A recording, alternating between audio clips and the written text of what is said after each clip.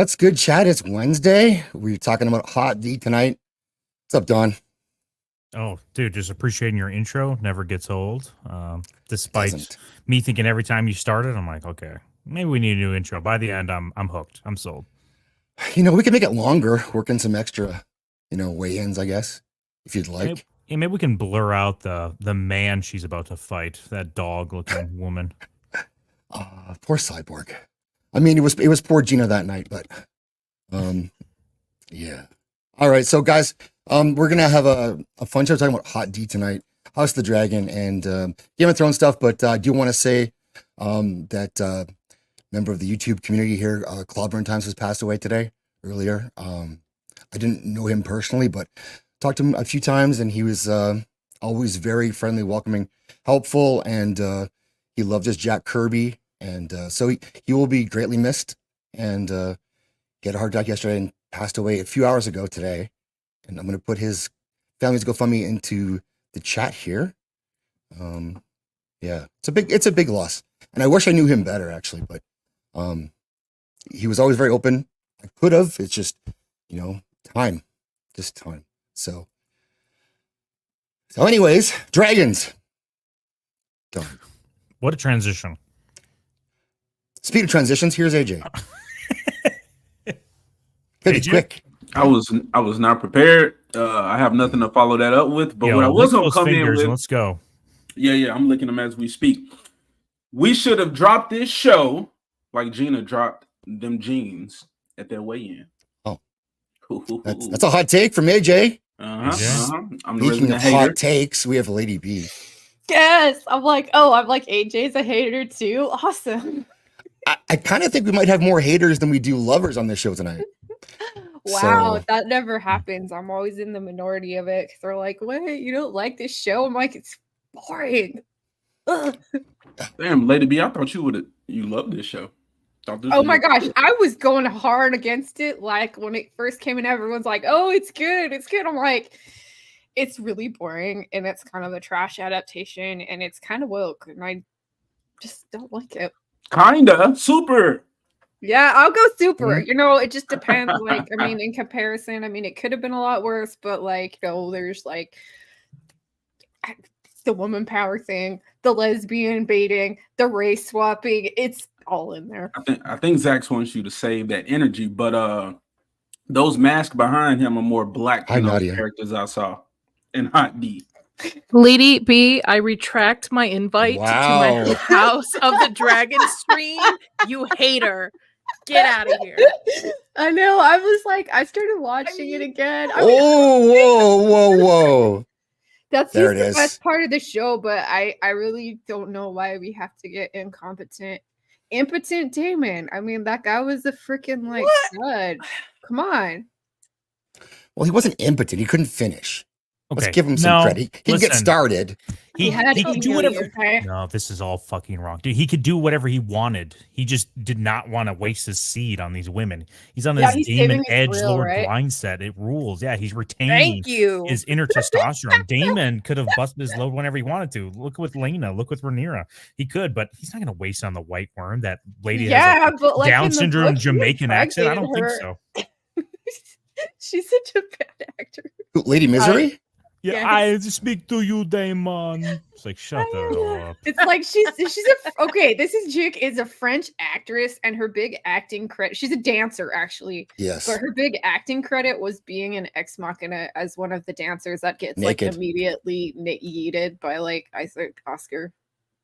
Her clothes are off a lot in that movie, so I appreciate that. She's like Alex Garland's muse almost, because he had her in Deus. Was it? It's just Devs. It was called. Sorry to spoil Deus, but Devs series. So she starred in that, and she was a plank of wood. So the best thing about this show was our hips hurt. I was at work. I listened to these dudes. Gay as shit, man. But 8 fucking hours just talking about Big Daddy and come on. Oh, shit. Not enough werewolf representation for you, AJ? It wasn't even the werewolves. It was the dire wolves dying in Game of Thrones that made me be like, all right, fuck this whole series. That sucks. And then House of the Dragon. I mean, dragons are cool, but y'all spoiled it. Oh, they're gonna die.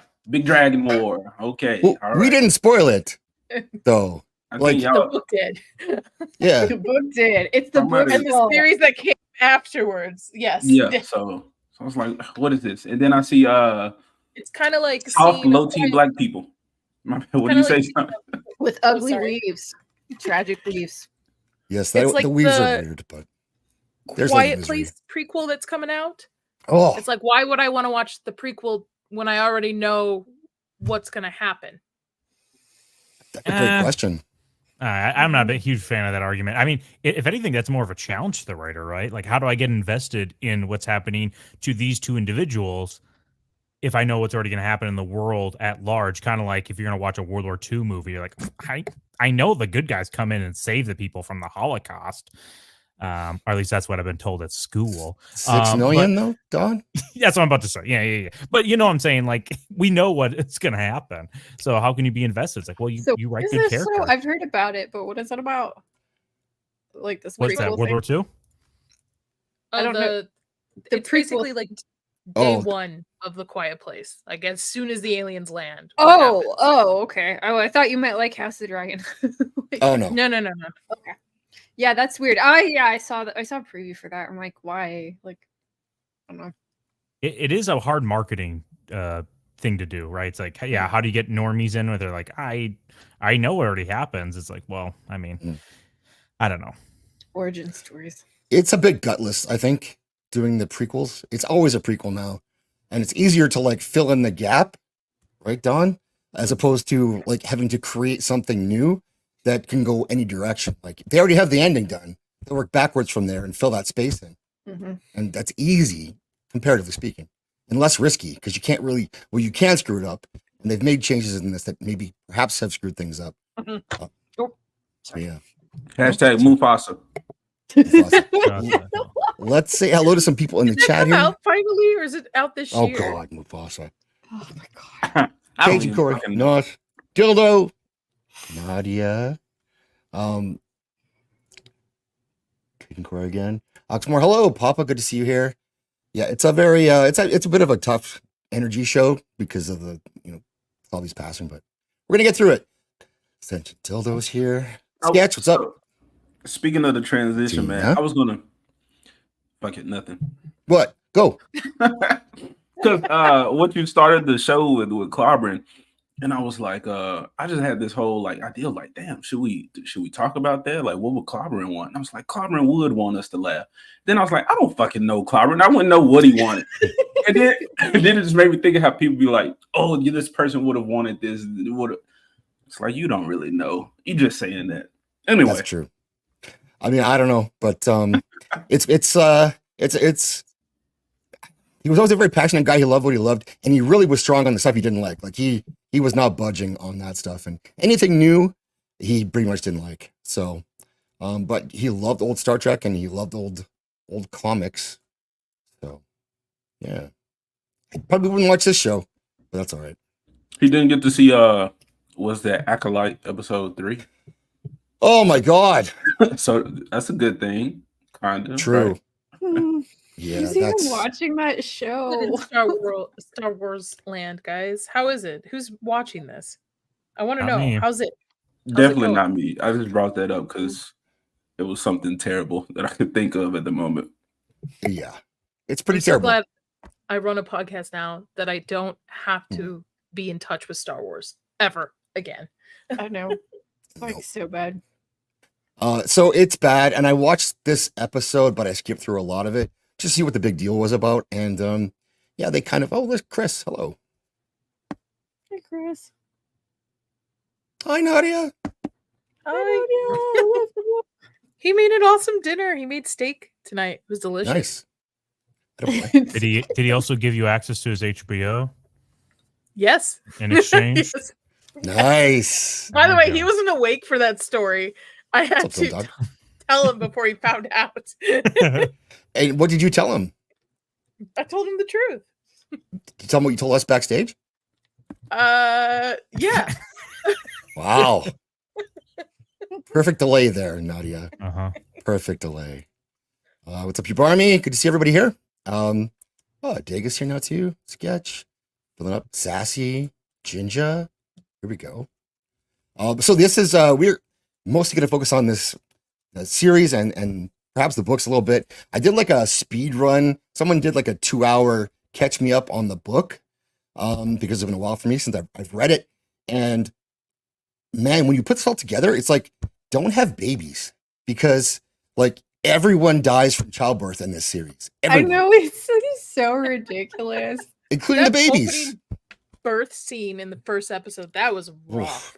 That was just wrong. Like, does anyone want to like I forgot how mad I was at that. And like I usually don't argue with my friend Pips, but this is how I started on YouTube. Okay, like my friend Pips from the White Cloaks is like, hey Libby, like I know that you know Game of Thrones a lot. Like, let's watch and review House of the Dragon. So we did 2 reviews where we were just talking about the first 2 episodes together. And I just went so hard on like, okay, this birth scene is awful. And I don't know why they're doing this. Like, how does anyone in their right mind justify what happened? Like, what who happened would do that? wrong? Like, who would just say, Easily, okay, what happened that was wrong? They haven't read the books. They haven't read the books, Lady B. That's how you can justify it. Like myself. Oh, we were supposed to watch this who shit in again? the right mind? What kind of a monster is that? And then they just freaking hold her down and like they show everything. Like, God. Oh, didn't it become like a thing where it was like pro? They don't show everything. Something. It was like the next day. It was this big deal with like the right versus the left for some reason. I don't remember who was on the side of what, but it was something to do with like championing women. Pretty low T, but yeah. I have was so high T, so I don't know what you're talking about. Fair. So if it's between a mother dying versus mother and the baby dying, we shouldn't try to save the baby? Like, you should tell the woman we're not and give her the choice. Oh my God. Like, I don't know if I was, Listen, if it was me, I'd be like, delirious. yes, do it. Like, she has no idea what's going on. Don't tell her and then basically vivisect your wife. Like, oh my God. And then in episode 3, he's like, yeah, I murdered my wife. I'm like, yes, you did. You're an awful person. I want to know why they didn't just drug her up with more of that poppy milk. Yeah, milk of the poppy. Yeah, they definitely should have like really kind of, because they have that ability to like really level her out where she just doesn't even know what the hell's going on. But yeah, I agree. They should have given her a heads up. Like, listen, it's either you both are going to go or one of you, and the one is going to be you. So, I mean, she's not getting out of it alive, right? So, I mean, she might as well go out as a badass being like, all right, drug me up and cut this thing out of me. So that way the baby has a chance. But yeah, that part right there, I do agree. She should have given him, he should have given her a heads up. My question is, why didn't you just cut vertically around the opening and just put your hands in there and pull the baby out? She could have a survival. I'm just saying. I was thinking of something funny, like worst thing is she died from infection, but she might live the actual birth. I don't have a degree in medicine, just FYI.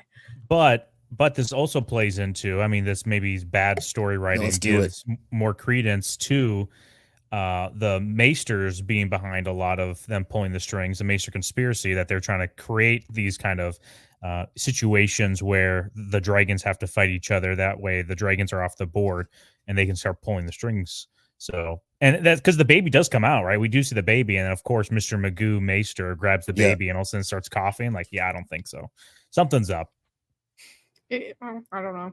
I thought like in the book she just gives birth and then it's a very long protracted labor. She dies and the baby dies. I thought that's what it was. The Catholic Church proclaims that you have to do everything to save the baby, even at the cost of the mother. Didn't know that.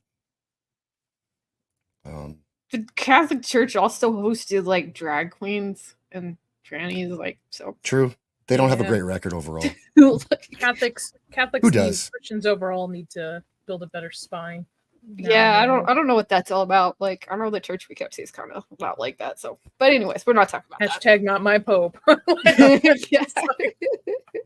Sorry for Catholics who do like. Oh, Miss Maureen. Oh, yeah, she got some good Catholic explaining videos. Oh yeah, Mrs. Marmuse she knows her stuff, so she knows more about this stuff than I do, like by far. And also, she's recovering. She had surgery. She's doing well. So, oh no, Teresa, I hope you're okay. Good to see you here tonight. Having said that, and I'd like to have her on here because then I could just go do something else when you guys talked about the show. I would have nothing to add. Both are equally to be saved. Okay. And they say black people are lazy. I didn't say that. I didn't say that. They. Sometimes They say that? Sometimes you're they. Okay. That's fine. It's problem one. Just pick. Just go with it. So why didn't you didn't like the show, AJ? But you watched it. No. Yeah, I watched it. Was me and Ego was watching it because I had no interest in it. Not really. So no, I hated this shit. It was racist as fuck. It was super woke. Racist. Yeah. When they make this woke ass shit, and I hate that term. I hate to use it, but y'all know what I'm talking about when I say it. We do. When they do it, it's like they make the most racist shit ever in the pursuit of representing or, you know, showing these colored people, these gay people, and females and women, whatever. So yeah, it was a lot of stuff in the show, and I mean, if you pull up some scenes, like maybe, but you don't really have to. But it was just a lot of stuff that I was seeing in the show, and you know, a lot of people, you motherfuckers in this very chat, Nosferatu, Dildo, it was like, oh, you reading too much into it. Everybody gets it in Game of Thrones, and I'm like, yeah, I understand that, but look at the black people compared to the white characters. And I know it was like, in what way? I said that when it first came out, like it was if you were gonna like race swap a house, that is like the worst house to do it because they've always been sort of like the sort of like subservient to House Targaryen, and they're sort of like the underlings for them and stuff. It's like it's not a good look. So without knowing anything about the books, just the fact that they're called the Blacks. And they're the team that has the literal blacks. I'm like, bro, was these people not laughing their asses off while they was writing or adapting this shit, not writing? That's funny. And then yeah, when I say like comparison, like for instance, look at Corlys compared to other lords or people with power. He treated like a bitch. He wasn't trying to get the throne. He was like trying to put his wife on the throne so he could be her cupbearer and whatnot, and while he danced on the ships with on that Roman of the Empire stuff. But then you had what's his son? Oh, the gay son, Leonor. Him. It was the what were they, like chambermaids or whatnot? Like one of them I saw, and she was just like, "Oh, how about this one? What about it? She's black sister up there for you. You're not saying anything about her. I'm just realizing, did they use the same wig on the child and the adult? I think so. Yep. Like the exact same wig, not like, oh, we made one for an adult head and then we made one for a child's head. Okay, so I think a lot what happened in this is a lot of times they had to come back and say, you know, we have to cut the budget again, so we're gonna have to go back to the wigs. We can't get you proper wigs, and they had to share them because these never looked real, and they got worse as the show went on. The dreads were slightly better, but not by much. Man, fake dreads don't look good no matter where they are. No matter who made the project, black people or white people, they look terrible. I'm thinking about getting some myself. Okay. I just thought it was really weird too, because it's like there's all this history of intermarriage between the Valerians and the Targaryens, so it's like they don't get the like skin colors right. Like these people should, if they're just these even people? Going by what's into those people, if they're like following the lineages and stuff, it's like by this time they should be looking like Meghan Markle, you know. I don't know. It's like how this whole Rhaenyra, like, are these kids Leonors and all that? These kids are clearly not from the black dude. Like, yeah, I mean, it's I hate it. I think but they're basing it off of, I guess, the book where like you're supposed to know these are the bastard kids, quote unquote, or whatever. But I'm like, okay, I've never read the fucking book. I'm going off of what I see before me in this visual medium. Those kids are not his, clearly. Yeah.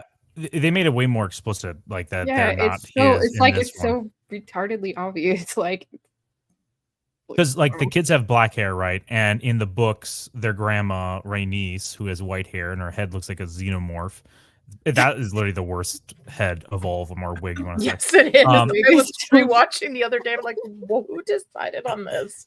She's supposed to have black hair, and I've said this like a million times. Yeah. She's supposed to be Baratheon, right?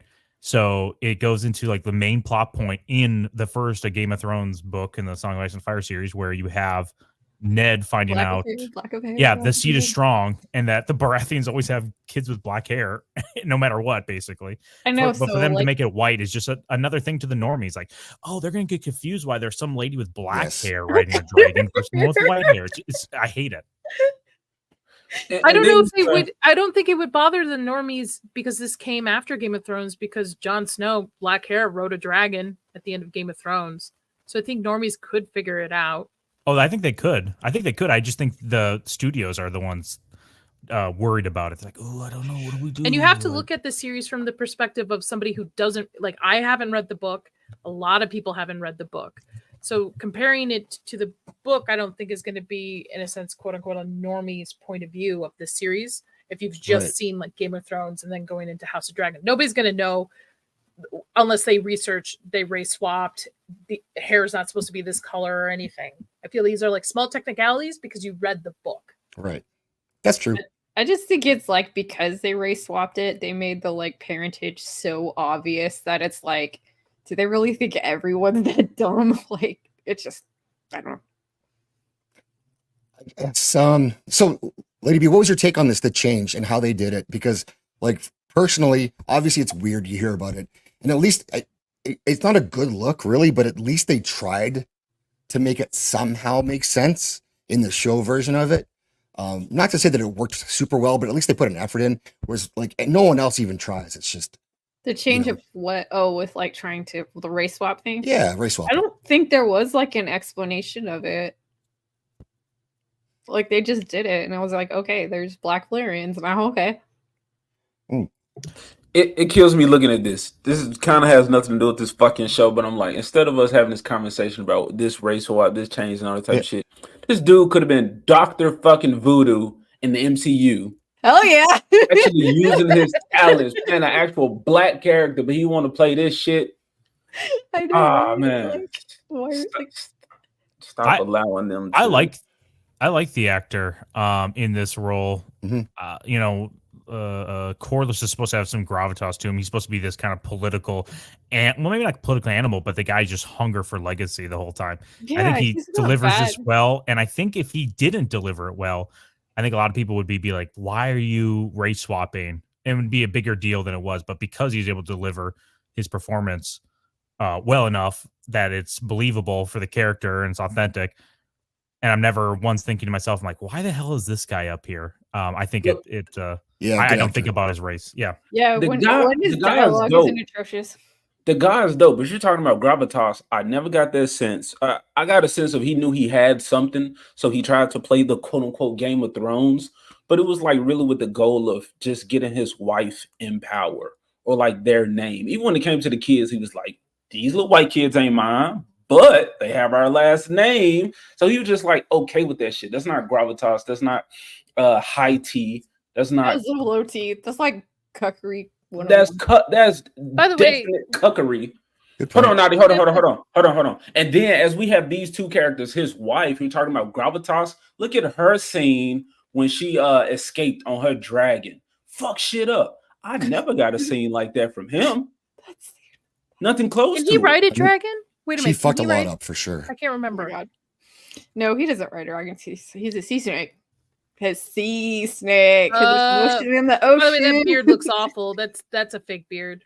100%. We didn't even get to see the sea snake. We didn't even get to see him fucking. Everybody fucks in Game of Thrones. Y'all were telling me everybody dies in Game of Thrones. Well, everybody fucks too. Why my boy Corlys couldn't get where's none? the hot sex in this? I mean, we get that weird orgy. Like, I hate that. So, like, this is a thing too, is that they really, to me, they made her basically make him her bitch in every scenario. And really, it was all her fault too. And at the very end, she still put it all on him. And he was like accepting the blame for all of this, even though he was off, fighting and winning victories. And she was, screwing up every decision she made. And she could have ended the whole thing. And like, that's a big mistake for that episode. But this war could have been over before it started. she had a dragon against the other team, and she just left. That's it. Yeah, Made no sense. It's a huge mistake, but I don't think Corlys is as much whipped by Rhaenys as I think you stated there. Is. I think he's definitely because he wants legacy, right? He wants the pursuit of the throne, and Rhaenys is also in that direction too, right? I don't think I think they're both hungry for power. Where was the moment where you thought she was whipping him around? Because she was giving him shit for not being strong enough and stepping up and defending his family. And then so the next interaction, he did that. She was like, you came out a bit too strong thereafter. So no matter what, she's like gaslighting the poor guy with every interaction. So he's trying to make her happy now instead of trying to do the right thing for him and his family. It's like, I got to make my wife stop bugging me. Well, which episode was that? I'm trying to remember what. I have to look. Okay. Yeah. I'm not saying you're incorrect. I'm just trying to remember because I know in the first couple episodes, it's always just like each episode is Corlys is unhappy and King V has to react for the first like 5 episodes, basically until Laenor is married to Rhaenyra. So, I didn't watch it again. Legendary. But from what I remember, he was trying to get Rhaenys, like he was trying to elevate her. Use the resources that he's acquired to get her on the throne, or in a higher power, more favor or whatever. And if it wasn't her, it was those little kids that wasn't his. And this man even tried to give away his daughter to old ass King V, knowing he was gonna fuck that kid. Like that scene, like, oh my god. What's so wrong with that? What's so wrong with him giving his kid up for that? Dude, it's just the meta part of it, man. Just like real slavery shit, man. I was seeing from this and how. Listen. He's not saying King V, you gotta start clapping these cheeks. He definitely gave like a window of like, hey, you guys can get married and betrothed, but it's not till way later that you're actually gonna do anything like that. So.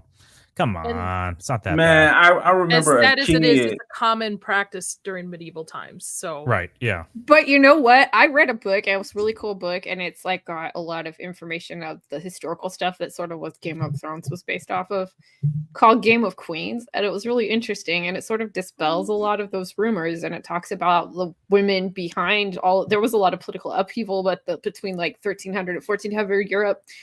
And it went through a bunch of stuff, and it said, like they say in the show, it's like, you could be betrothed to someone at 12 and you might actually marry them, but like it was assumed that like you never consummate the marriage until they came of age, which is usually around like 16 to 17.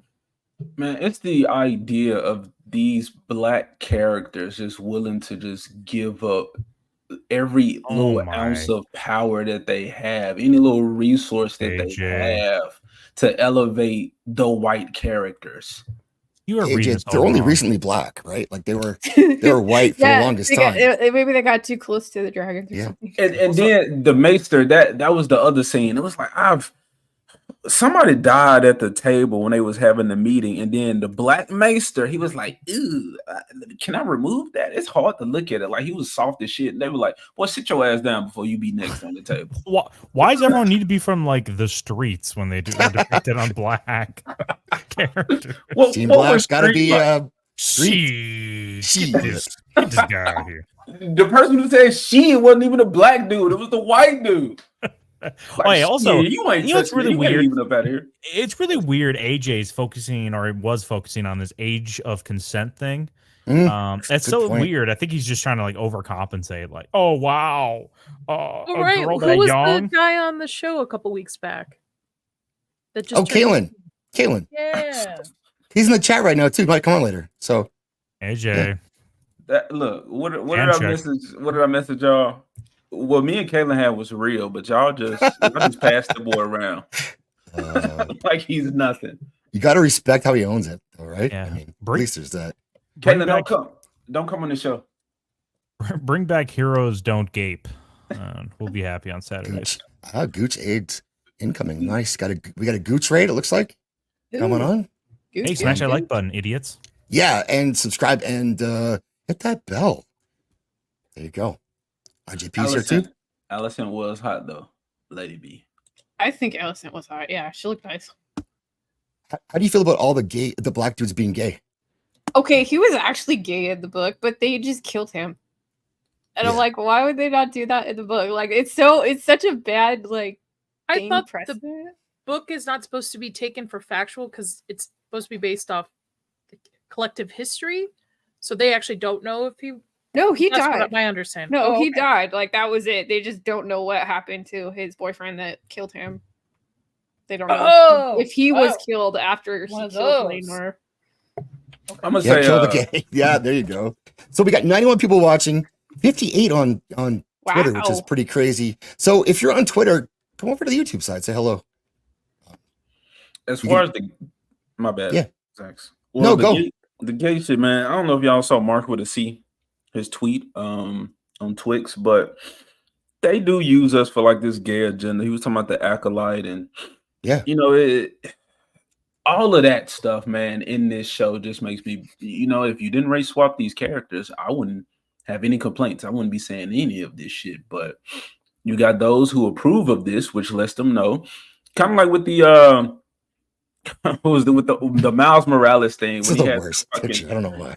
The fucking Jordans on but then you had the comic book. It's like they'll slide little racist shit in or just little slick shit in there. I mean, King Valkyrie from the MCU, that was another one. The black chick from fucking what was that? Lightyear. Like they'll slide these things in, and if my people don't say anything, then they're like, okay, we can get away with this. We can put this right in front of their faces, and they're not smart enough to fucking see it. So let's keep running with the joke until we get caught. That's fair. I think I hated it too because they make like Rhaenyra the ally too. She's like, oh, it's okay that he's gay. I'll support that. It's fine. Just getting her side piece in. I mean, yeah, I think she had a good deal. Yeah, I think it's funny she wasn't even smart enough to like screw with a guy that even like looked like he was related to that guy. Like I don't know. Don boy, yeah, what's up? Let's go back this up and let's talk about the teams here. You are definitely Team Green. Oh yeah, through and through. Team Green, the good guys, rightful claim by laws and precedents. Yep. Team Green. Team Green for AJ too? Hell yeah. Don't let them soft ass blacks get power. We're gonna lose. Oh, yeah. Dorn gonna come. Me and Uncle Ruckus are gonna take over. Dorn gonna come fuck us up. Somebody. I don't want to be working from them Team Black. Nadia, if you had to pick, who'd you pick so far based on the show only? Team Black. I'm with winners. Only winners, please. Doesn't matter how many war crimes they commit. I'm with the winners. Okay, that's that. War crimes, small crimes. It's fine. If you win, it's you get a medal, so it's all good. Lady B, Team Dragons and small folk. George, what are you doing? Like your tail? Like seriously? I don't know. It's hard to pick a side, especially on the TV show. But from reading the books, like I think that to me, Rhaenyra is a spoiled brat and she never grows up and she's just an obnoxious twat like the whole time. That I really can't stand her. I like Daemon too. But if I had to pick, I guess I'd go with greens. I mean, I'm wearing green. It's true. I was also wearing black too, so consider. Yeah. So you can switch sides if you need to, depending on who's winning. What will you, Zaxi Poo? Green. Yeah, definitely. Easily Team Green for me at this point. Good night, guys. I'll see you later. Daemon is the big draw, right? For Team Black. Yeah, but one thing about this that we talked about this a little bit. You talked about this a little bit, Don. But it's that they've really in the show they've taken away the edge from a lot of the characters, and they don't own their decisions. And I don't know why they've done that. I have suspicions, but it really bothered me by the end of the first season because there was no one really playing chess to kill against each other. It was all a lot of accidents and misunderstandings that led to these decisions that in the books were decisions. They were moves and they were being cutthroat. And I was waiting for that to come out only because that's the story we were expecting to tell. I don't need people to cut their throats. But in this, they took away intentionality is what I was saying. And it really affects how I respect the characters because even at the end, Rhaenyra couldn't pull the trigger on Laenor like she should have.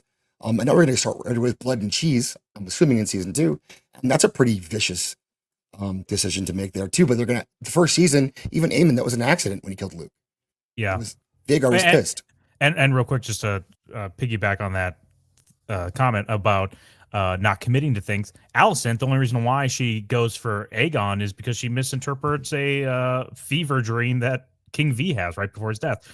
Otherwise, she probably wouldn't have been on board. But book Alicent, she's a nasty bitch, and I love her. And speaking of nasty bitches, yeah. What's up, guys? How is everyone? Good. We got a raid. We got lots of people in here. Timescales, Dempsey. Good to see you, Dempsey. Timescales. What up, Gooch? Fuck this show. Gooch, why are you here? You don't like this shit. I'm here to harass. I'm here to harass. Just kidding. I'm here Gooch to loves it. Yeah, I love to harass. I love to harass. Yeah, this show sucks. Wow. Good show. Which Secret one? of Nim? Secret of Nim? Yeah, it was okay. Did they remake that? No. Okay, good. I gotta the stop Secret covering of up Nim, like that. I like that's one of those on the bottom cartoons that just slaps. Like it's hardcore. It's like, wow, this is crazy. Yeah. I like that. I'm holding everybody up like Corliss. Yeah, right. All right. So Miss Martin Eustace is also Team Green. What else, Chad? Who else you got? Black people? Oh, make a poll. If only there was a feature to make like a poll in the chat. Wouldn't that be kind of great cool? idea? Great plan. Hey, love it. And Vex is here too. We have yeah, I beat it a raid, so you should 100 people overall. Wow. Sweet. Nice. Thank you for coming. Yeah, thanks for coming by, guys. You guys. Yes, absolutely, we do. All right, so I'll put the poll in, and then we'll go through and tell us what team are you on, even though you watched one episode, Gooch. There's two teams, green and black. Do I have to pick right now? Yes. I would take black because the guy, what's his name? Max? Is that his name in real life? Yep, that's right. That's right. He's a kick-ass character. He is a cool character. So I'm just because he's on there, I'm going with black. Oh, once you go black, you don't go back. You go black, you need a wheelchair. Because that's all they got. They just got because a super they stole your assassin. car. That's okay. Yeah, that's all they got. What does it say that we finally have, like, you know, a team that's team black and AJ picks green? Like, is that us having done our job for 100 years or what?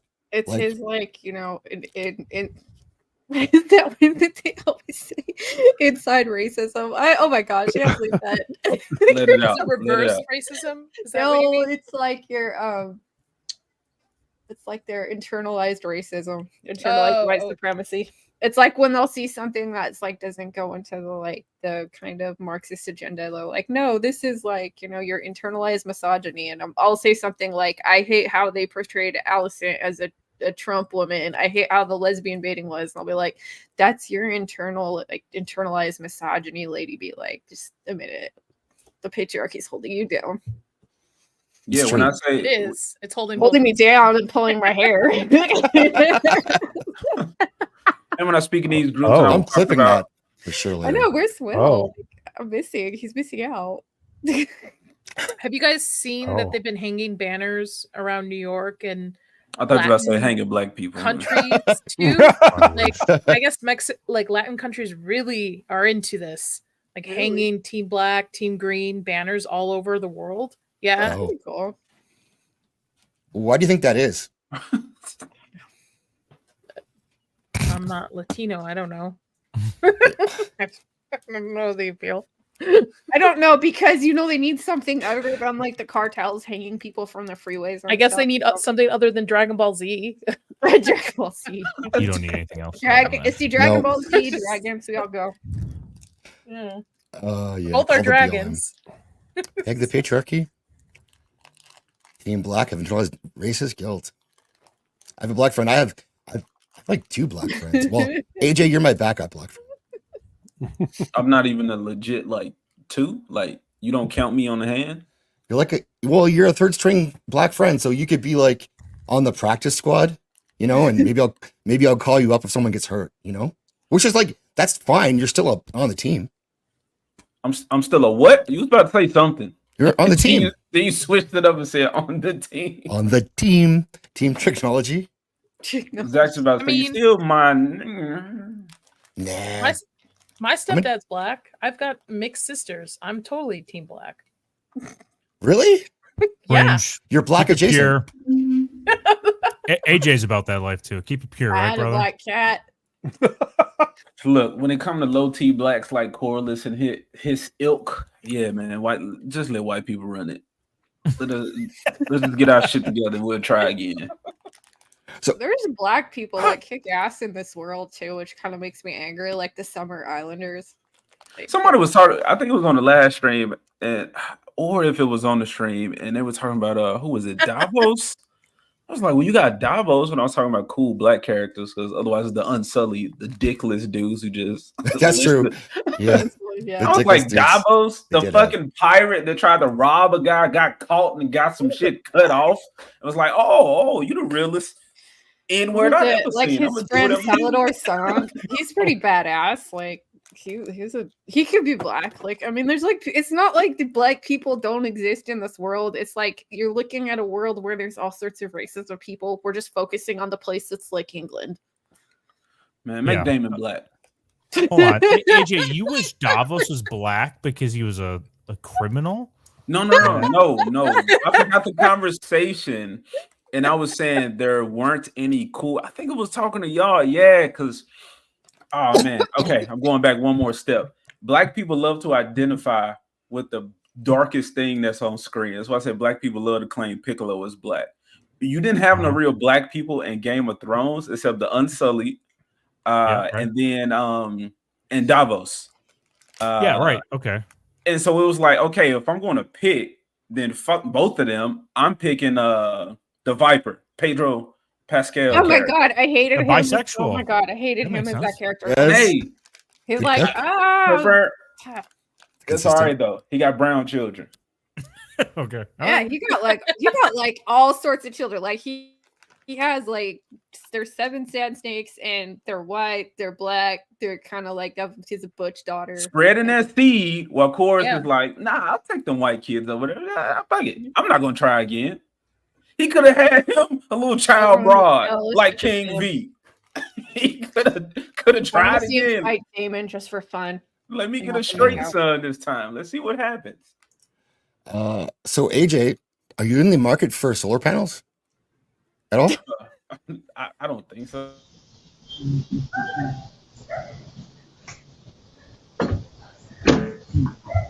Hello. Yes, sir. Hey, how you doing? Hey, sorry to bother you. I'm Fernando. I work at Peak Energy. We're a few doors down. We're in 1845. Okay. So we do solar around here. We're just coming around talking to niggers. Sorry, dude. Neighbors. I apologize, man. Corliss would have been like, oh no, man, that's fine. I understand. But then what's his brother name? Oh yeah, he would have threw his ass over the balcony. AJ, I have a question for you. Would they also accept that woman that's been going viral around right now for saying? What do you mean? Would who accept her? It's cringe for sure. Never mind. Go on. I know who you're talking about. Would who accept her? Like, because that guy was like, "I'm so sorry," and it seems his neighbor wasn't upset about it. But what about her? Like, how do you? Oh, if she would have said it. Yeah. Nah. That he would have felt like it was a setup. Speaking for him, it would have been a setup. Would have started looking around, man. What big white boys you got trying to run up in my house and do stuff? What kind of stuff? I don't know. Y'all are wild. Y'all diabolical. So I don't know as much about the world as Don does, anyways. Whoa, hey, yeah. No offense, Gooch. Excuse me. Calling you out. Not the Italians. I'm learning there's differences. Yeah. They're basically black in almost everyone's opinion. Yeah. His channel is called Diabolical, so you kind of called him out. My boy. I'm closer to being black than Gooch is. Nadia, I give you that. Your people and all the jewelry, y'all keep on. Yeah, we got there. No, Dubai wouldn't exist without us. Yeah. Gold chains, gold rings, anklets, nose, all that. That's hot. I still love that comment. It's classic. Yes, it is insane. Yeah, I don't know. And it was also being recorded, so it could be made up, but I don't care. In my head, canon never happened. Team Black Lives Matter. There you go. Man, the white chick that said it though, I Look, I think we're at the point to where everybody uses it. Some of y'all just don't let the world know because of obvious reasons, because of what happened to this woman. But I think she was really using it as in just dudes, just broke dudes. Can you lend me a pencil? Yeah, I don't think there was a racial component to that at all. She was more disgusted by these niggas being broke. What's going on with your guys' financial situation? Y'all are what happened to our financial situation. We ain't got our shit together ever since. Because y'all keep giving us free money. Targaryen's holding you down. Yeah, it's true. My reparations fund is still open. Lady B, since you've read the books, who has the most money on Team Black or Team Green? Like who's the more financially? I mean, Corlys. Okay, well, I don't know. That's sticky because you have on Team Green, you have Highgarden, you have the Lannisters, and then they split the treasury. Like when they after Viserys dies, they take the treasury to the Iron Bank of Bravos. They keep it some in King's Landing, and they put the rest to Lannisport or Casterly Rock, and so I don't know. Corlys is really rich, and he has a lot of assets, in terms of ships and stuff. But in terms of just hard cash, it's Team Green because they have the reach, and that's gonna produce stuff that's the food, the basin of Westeros and stuff. So I don't know. I think long term, it's got to be the Greens have more money. Kind of makes sense in a way. If Kayla's coming on, I'm leaving. Oh no! Oh, she will be here. Oh, there she is. Look at that. I hope so. Oh yeah, I'm I thought we need the hot girls talking about. Oh, it's about to be because I'm about to get off here soon. Excuse me. Get off, Don. Who eat a gas station? Oh, I mean, Nadia is cool, but show That'd be me. book traditionalist here. Hello. This is gonna get uncomfortable. On Sunday. You're hot.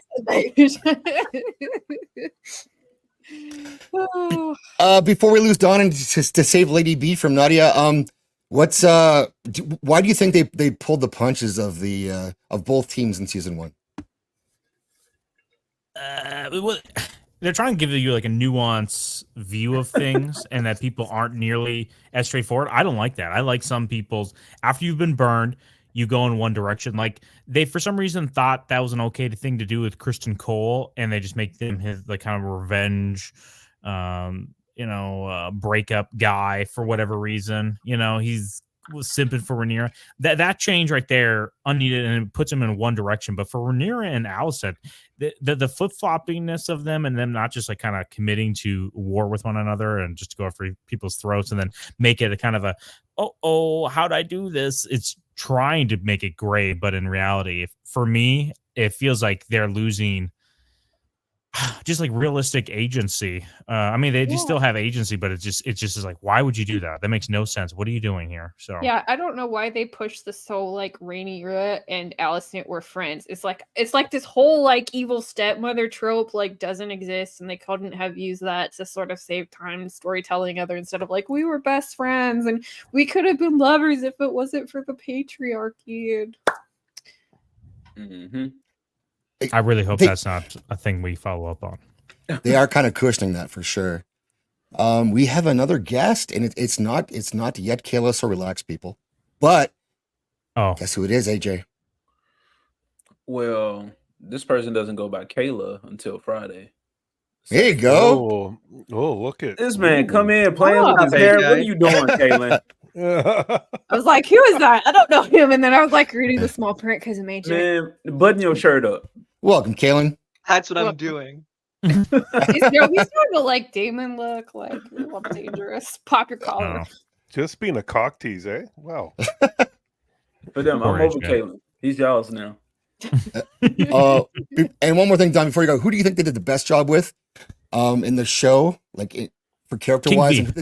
Don is not leaving. Did you say before I'm you leaving. go? Yeah, I'm leaving. I got to get together. King V they did the best with because they took he was definitely known in the books, right? He's one of the front people because he's a king at the time. But everyone kind of just laughed at King V in the books. He's just this guy that grows fat and lazy later on. Like basically Robert without the muscle and the based like unsatiable thirst for blood.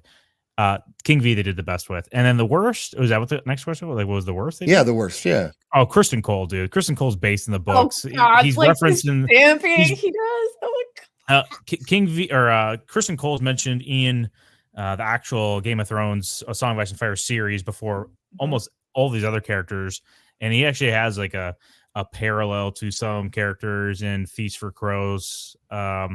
So I really wish they would have done Daemon better and actually made them the kingmaker and not just some guy that's like, Rhaenyra doesn't want to fuck me and run off in the middle of nowhere. Like, I want to kill her now. And you're like, come on. Now. Yeah. So do you think he's going to be the kingmaker still? No, I doubt that. I've heard some leaks on some things. I'm not confident.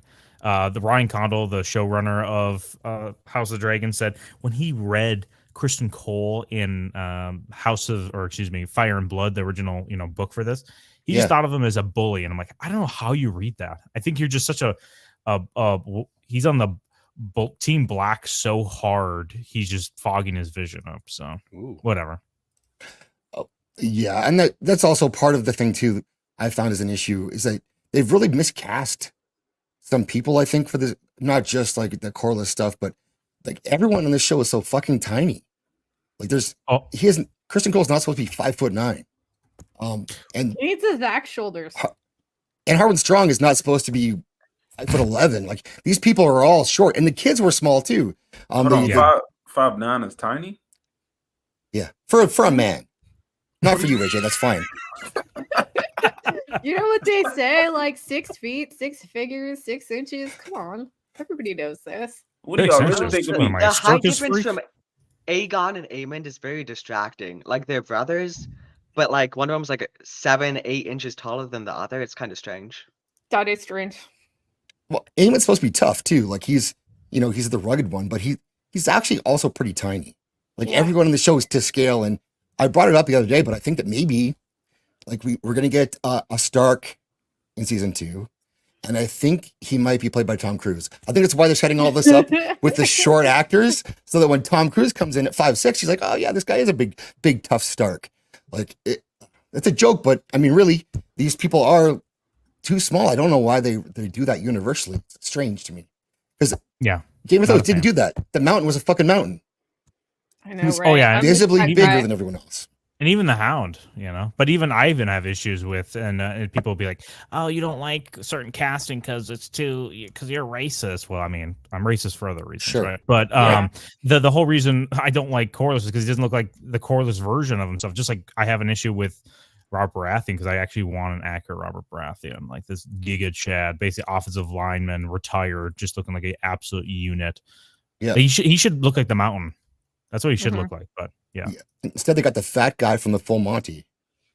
And still standing. I've never heard Don sound so sexual before in my life when he's talking about a show. Wow. So sexual? Yeah. I brought this up because you got the kids. The Strongs those kids are supposed to be like big boys. Right, Don? Yeah. Oh, they're supposed to be big God, boys. their hair looks awful too. Oh, yeah. They fixed his hair in season 2, though. So. All right, you got to go, dude, or what? I'm leaving. Kids, get the fuck out of here. Every time I want to leave here, although I almost hit the end stream button. One of these days. Don't do that. You had a great first live stream on your Hilt cert. Uh-huh. So congratulations, you did it. You did the thing where you focus on one thing, and that thing, and you just cram it for a year, and then you go live, and it's like. You got an audience already. It's awesome. Good for you. There's a lot of work. It's not easy. In fact, I should take a lesson from you, but I won't. He's saying, what disappointed me about this show is they didn't have like Rhaenyra be kind of fat. Like they're I read about that the other day that she's supposed to be. The thing is, they haven't got there yet, though. The right time for that would be like season 2, the end of season 2, maybe season 3. Like what we've seen so far is still when she's supposed to be in her prime, and then just slightly after her prime, we haven't quite got to the point where she fully like degenerates. But I don't believe they'll actually show that as she's described in the book. I mean, no, they got to keep everybody hot. I don't know. Are they hot though? Yeah, so would you call that hot? I mean, No. she's a downgrade from Alcock, but you know. Who? Oh, The younger actress, Oh. Millie Alcock. I don't know. Her Oh. underbite was tragic, but I don't know. Yeah, that was a weird. They tried very hard to push that the two of them look alike, and to me, they don't at all. Take the wig off of them, it even further separates them. Yeah. I don't like I still maintain that they just did this show wrong. They should not have done all the time jumps and all that. They should have just started at the wedding and just gone from there. You wouldn't have all of this like They should have had Lady B as a showrunner. yes. That would have been better. Let's go. I know I need to make that video where I'm like, this is how I would make it. And I still need to do that for the goddamn Lion King movie that came out. Mufasa? No. The remake. John Favreau sucks. Oh god. Oh god. oh my god. I can't with that. Whatever it is. I don't This is know. Rhaenyra. I think the change was not too drastic from the kid, Nadia. In the books? Huh? I said I think the change wasn't too drastic from the kid. They both had weird enough faces to where it wasn't jarring. Can you pull up a picture of Millie I Alcock? can. But Not first I like- found this. Not my idea, but they do look very similar. They do, yeah. Look at that. She looked like a dude right there. She had Is that a dude on the right? dragons on her grill, on her teeth. That's Rhaenyra. Not a dude. during the premiere. What's that? That's weird. During one of the premieres, she had like gold dragons on her teeth, like a grill. Wow. She's from the streets. It's kind of cool. Team Black. Team Black. Don, give us double wide 2-layered cake, fat Rhaenyra. Thanks, Don, for your $5, and thanks for coming on the show. And congrats on your channel, Our Health's Hurt. Everyone's info is in the description, Twitter, all that good stuff. So go subscribe to his channel and then don't watch his videos. Just mouse over them. So they know you've seen it and chose not to watch. So he loves the algorithm stuff there. So help him out. And this is for you, Don. This is your song. Sorry, you're not here to see it, but you're here in spirit. Beta male, not an alpha male. Beta male, yes. Beta male, you're a beta male, not an alpha male. What a shame. Mommy's boy. You could argue that like he's a little bit more feminine than her. Damn. Oh, he's way He more has no handsome eyebrows. than her, Yeah. Easily. All right. I'll get Millie Alcock up here.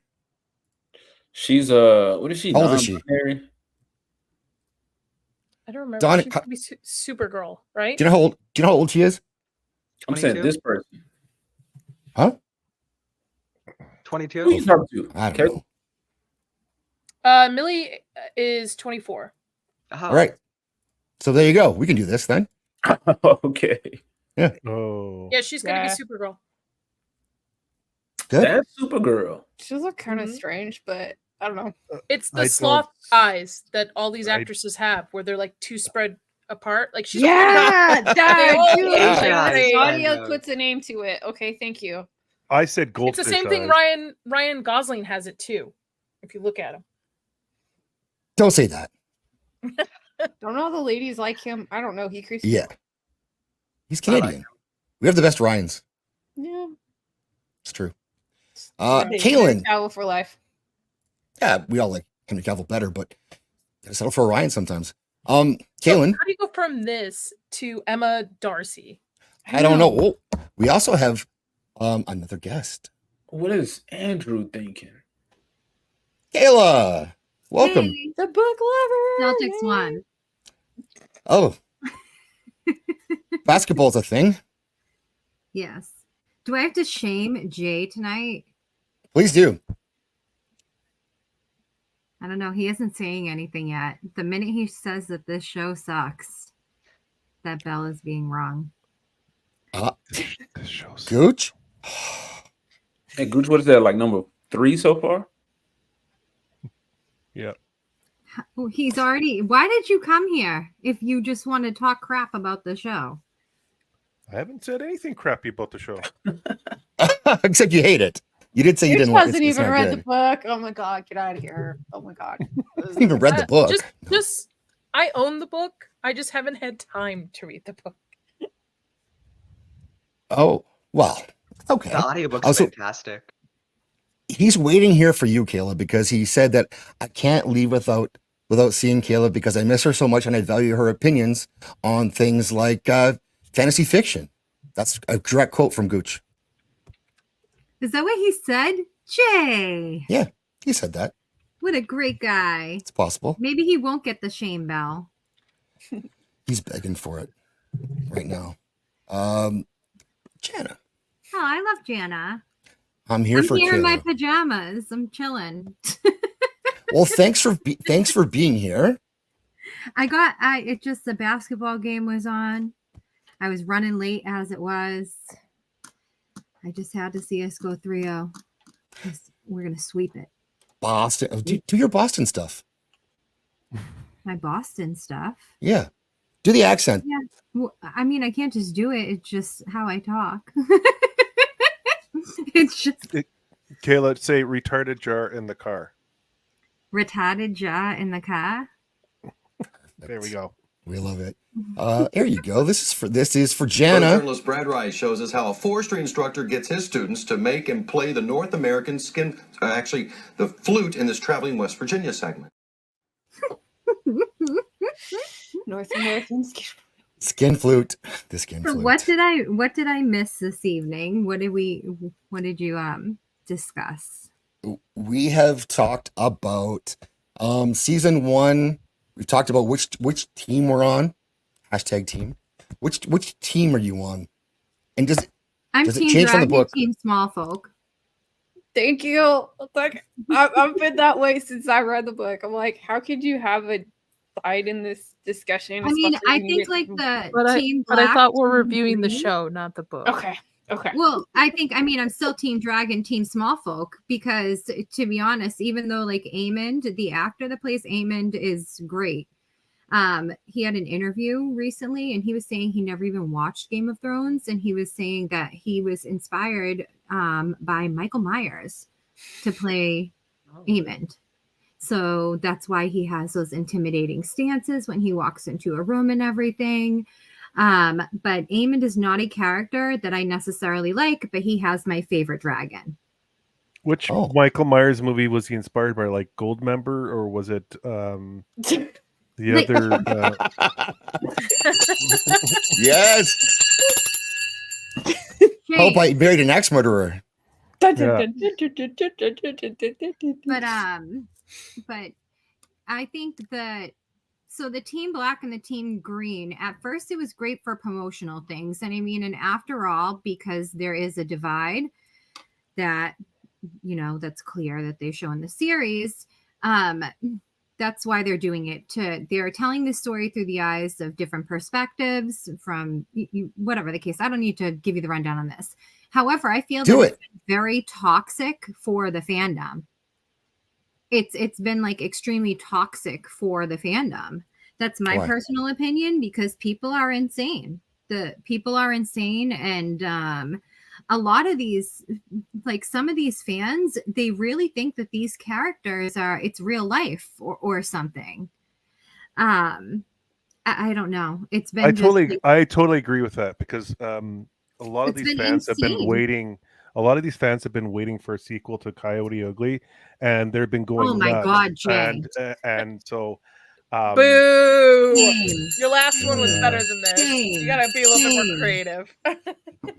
I mean, he did work it in, right? So give him credit for that. Trying to work it in. Yeah. He's waiting. I'll give you a 3 out of 10. But it's been pretty like toxic for the fandom, I feel like, because during Game of Thrones there was never as much like, all I see is people like literally attacking each other online for the stupidest reasons ever.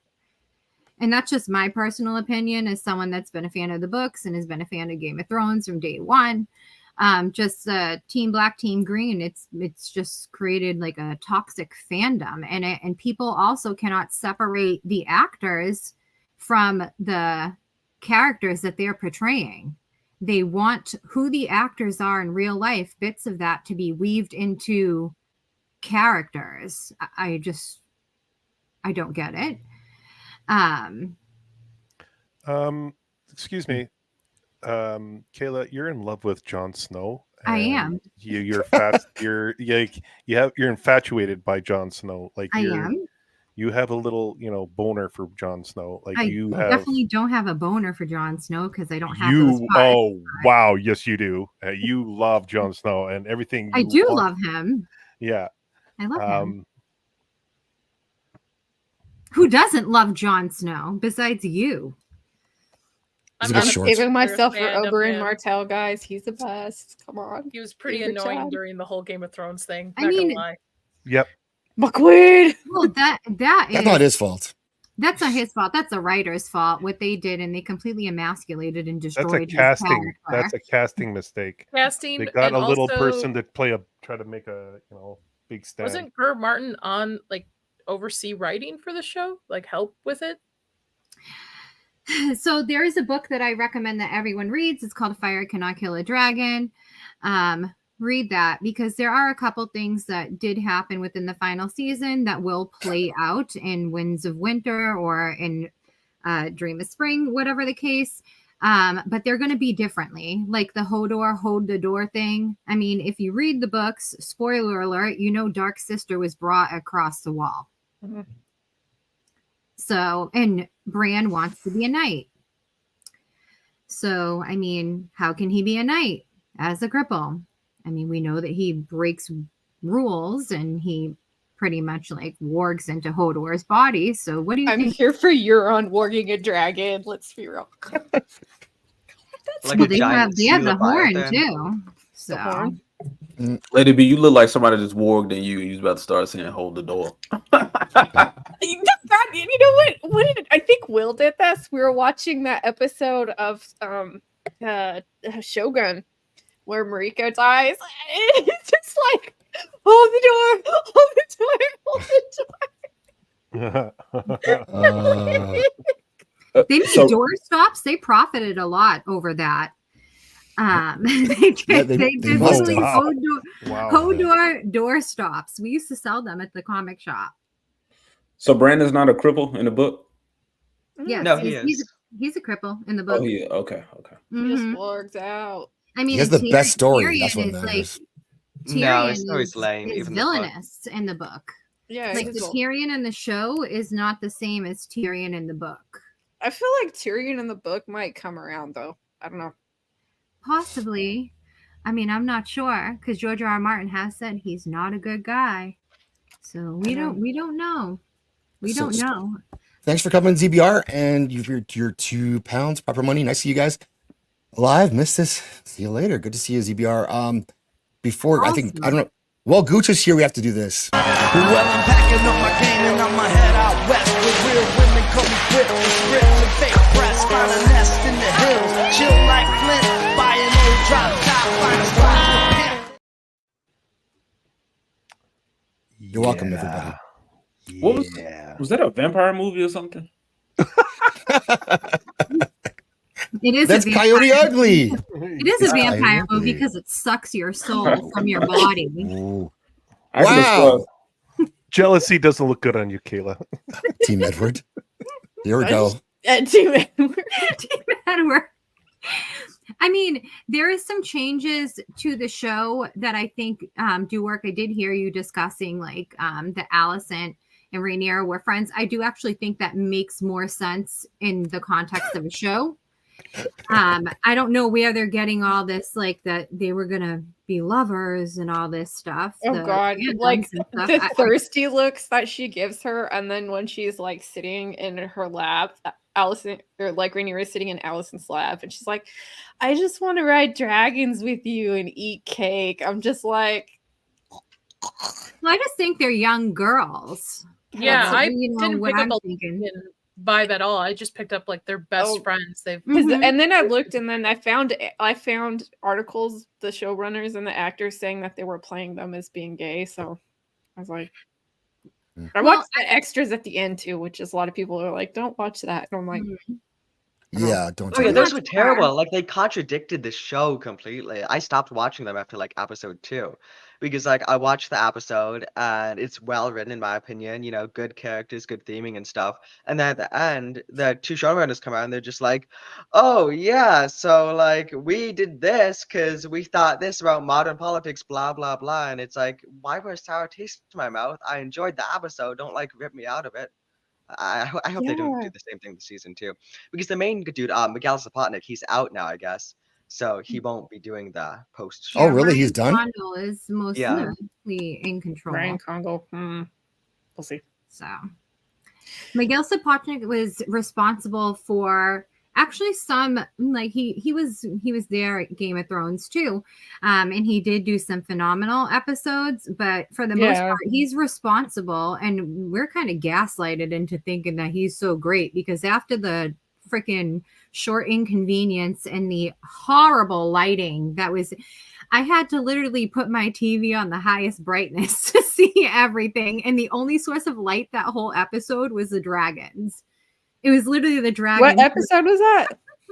The long night episode. Yeah. Oh, yeah. I call it the Short Inconvenience. The Short So, Inconvenience. Yeah. it was the Short Inconvenience. They think about it. They built up so many things, like even about like the secret passageways and everything. I don't know. There was a lot of like fuckery that went on. Because they got rid of Fagon and they didn't know what to do with Cersei. So like, what do we do with Cersei? Because we didn't like she didn't. I thought the whole thing with Euron and Jaime too was so stupid. Euron just washes up to where Jaime's at. Like, what the fuck? Like, plus, like, I don't know. Yes, all of that was bad. Maybe would not have gone back to her. Like, come on, he left. He was out of it. I don't know. And you get mad at me when I say the show sucked. no, you're not. No, Well, no, it because didn't it's a different suck. It perspective, was- right? The ending sucked because the beginning ending was sucked, so Jay. good. The first 4 seasons of Game of Thrones are probably like some of the best TV in TV history, in my opinion. I thought it was good. Like Dornish plot aside. The no Dornish plot. Yeah. They ruined Dorne. They did. But- So bad. For last week's show, I was looking back at the episodes and like compared to what we get now, there's still good episodes of the show. I mean, they're few and far between as they go along, but like Battle of the Bastards is awesome. Like that's a great episode. I like, like the direct. we won't get that. It was daytime. You could see what's happening. That was nice. And it was like we were never going to see it probably a large scale battle like that again.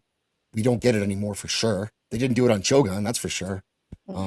Not that I'm bitter about that at all. Shogun, they ended it like how they ended the book for the most Yeah, that part. is how the book ends. Like it doesn't. There isn't a battle. I mean, there's a battle, but they just say this is what happens.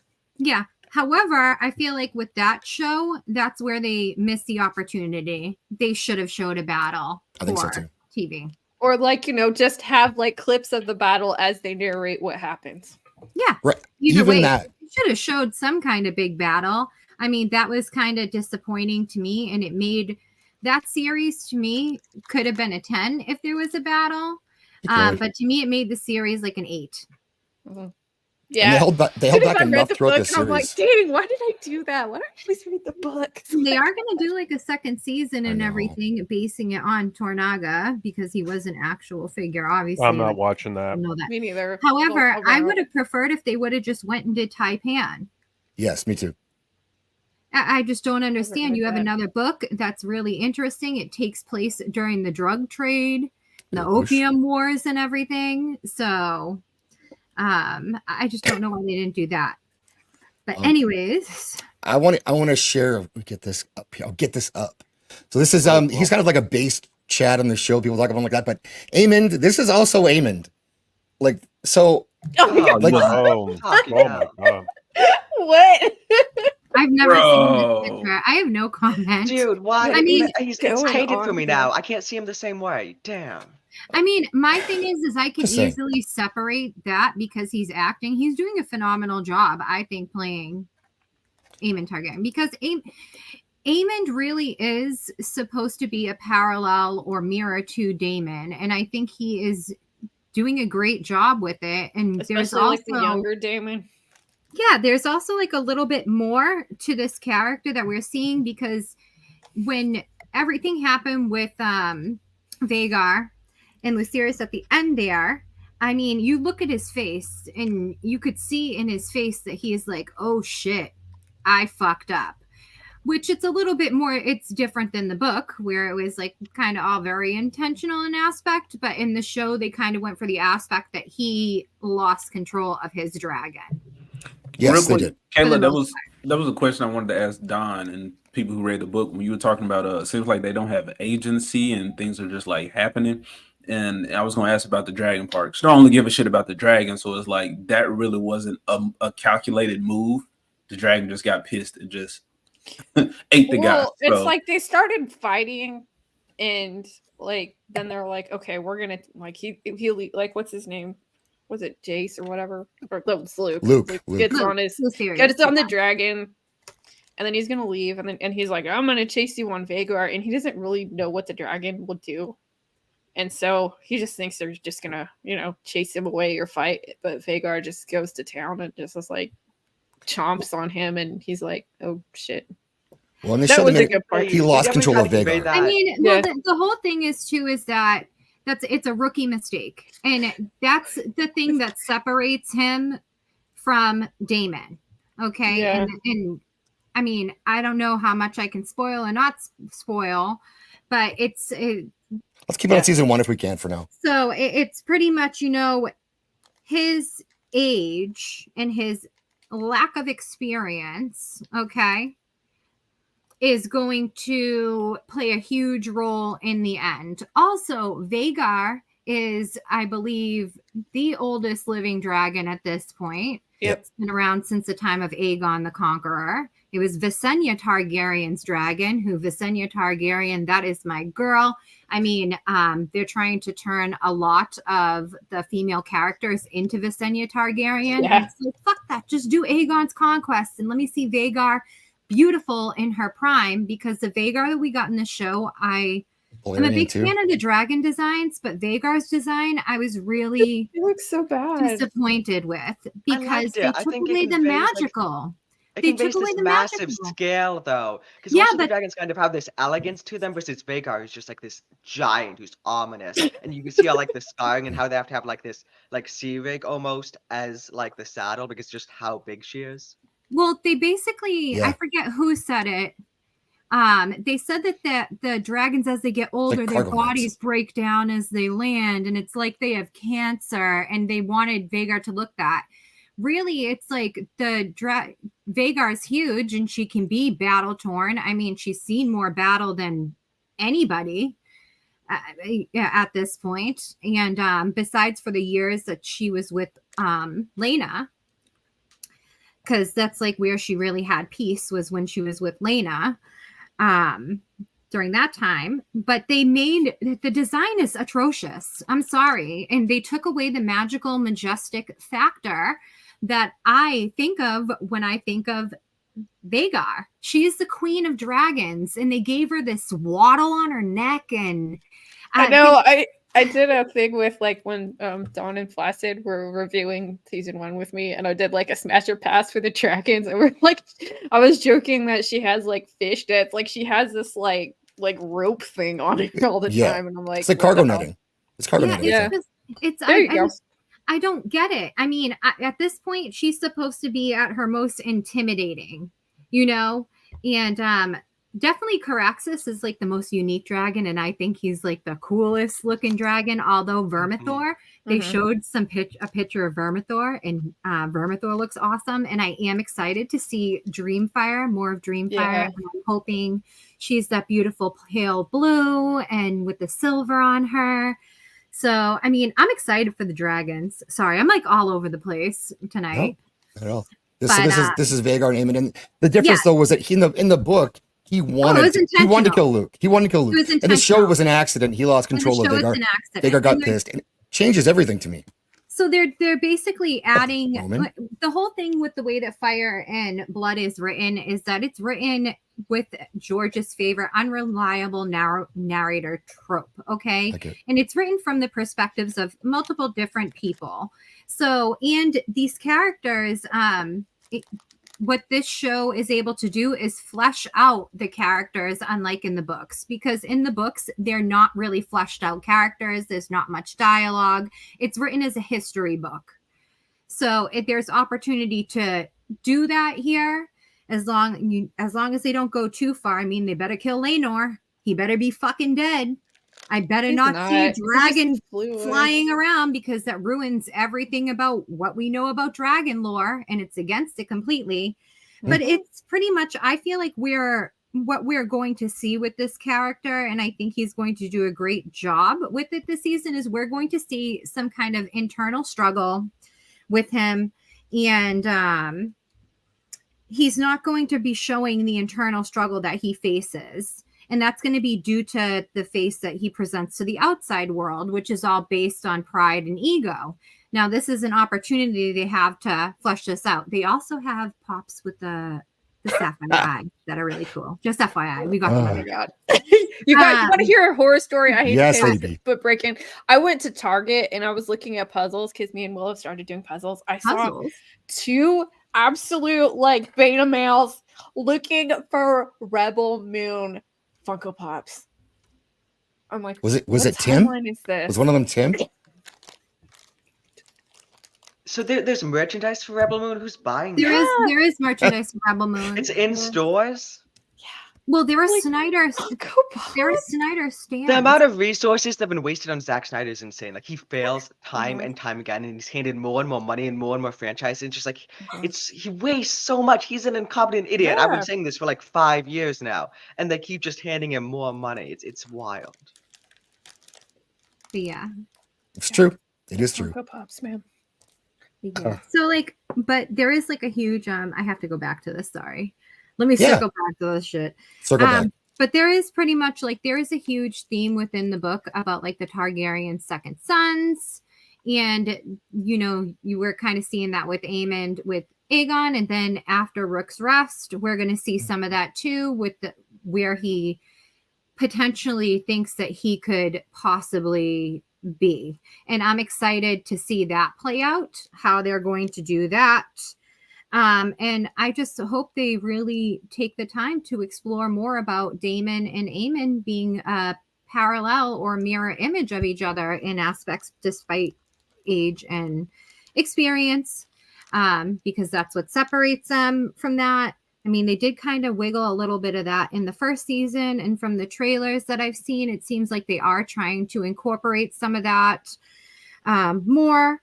But yeah, I mean, I don't know what they're going to do this season, but I'm really kind of hoping that we do get some great events at Harrenhal with him in the future. I mean, I'm trying to think of like the time frames, but after Rook's Rest. Yeah, I think it episode 7 is Rook's Rest, and then episode 8 is something else. I think it's 4 they're doing Rook's Rest at. I don't think so, because a certain character isn't past in episode 8. They're not going to be doing the battles in order. They're actually like missing out some battles too, I believe, but I believe it's episode 4. I mean, it's like, I want to say it's episode 4. They're going to do 2 big battles this season, if I'm correct. But then again, like the person that really is the expert at all of this is my friend Jeremy. So look at his channel because he's up no, stay on my channel. Don't go to his channel. I don't know. I don't try to I really okay, I'm doing the show. That's a show. We're going back to the show. We're doing it. Okay. You know what? I gotta disagree with you on the whole. Okay, it's an unreliable narrator in the books, and my issue with this is okay, there's 3 different main accounts of people in the book that they go after, and I love reading that as a book because it's if you're reading history, there's lots of contradictory accounts, and it creates verisimilitude in writing, but what I don't like is how the show took okay, we're taking every single thing that they said in the book and we're going to put it in the show. The story about what happened with Rhaenyra, it's was she deflowered by Daemon? Was this? And then all of this happens. And it's they take every account and it's in the show. And I'm why did they do that? It's you can take like, for example, I think a good example of this is like a biopic. Like there could be a million different stories about like Gandhi or Elvis or whatever, but like when they go to make a movie about it, they generally take one through line. I really wish they would have done that in the show. I feel like the show is very What do much you mean? so Just on pick Team one? Black's side. No, like show... just decide how they want. Okay, because obviously there's people that have like certain biases in their writing, and I wish that they would have just said, okay, this is the version of this character that we're going with, and this, and make them like make that consistent in the story, like in the story, so it's not like we're not going with all of the possibilities that could have happened. Hi, George. It seems like most of that has been centered around like Rhaenyra, though, and it seems like the show very much is focusing on her as a main character, like more so than she is in like the books, because in the book it isn't exactly like there is no main character. But in the show, Rhaenyra is obviously the main character; she gets the most screen time, and I feel like the show is very much so like Team Black with how they convey certain things, like they want us to be Team Black, and I just feel like in seasons 2 and 3 that might kind of muddle the ground a bit if they don't like show both of these sides being absolutely like awful, horrible, ruthless. And if they do continue to portray Rhaenyra in more of like a favorable light, with the biggest thing in season 1 was like with Laenor, where they want us to believe, oh yeah, she wouldn't have Laenor killed because she's, you know, pro-gay and an ally or whatever. So I hope like I could see Laenor coming back in season 2 and just being like, damn, like that would mess everything up with her character and how like we perceive her and the show as a whole. I mean, that's my big issue. They need to kill him. Yeah, they do. He should have died. Like, I don't they need know why to fucking kill him off. I don't understand. I think it's because they didn't want to do the kill the gays trope, and we're not going to do that. I mean, they killed one in such a spectacular way, though, Joffrey. I mean, to me, why not just do the tournament though? I just don't think anything matters. Like, none of that shit really matters to me, because if it's your turn to die, it's your turn to die. I don't give a fuck about anything. He just needs to die. That's just what it is. He needs to die because it affects the lore that is created for this universe. Yeah. Who needs to die? Who we talking about? Is it Laenor? Yeah. But he'll probably come back and then die. He is counted for dragon that's available. So he's black and gay. He will not die. No, he probably will die, but I think he should have already died. I'm sure he's going to come back. He'll come back and then he'll die in some battle that he wasn't supposed to be in. More than likely, yes. And if they use it as something for like Rhaenys, I mean, my big issue is what they're going to do with Daemon. So, I mean, that's what I'm more worried about for the season. I mean, and it looks like though, like you were saying, like from what I heard, I'm not quite sure, but supposedly the first few episodes are going to be like green focused, I guess, from their perspective. And then the later episodes are going to be black focused. I mean, that's what I've read online. I'm not too sure, though, how accurate the information was that I found. So,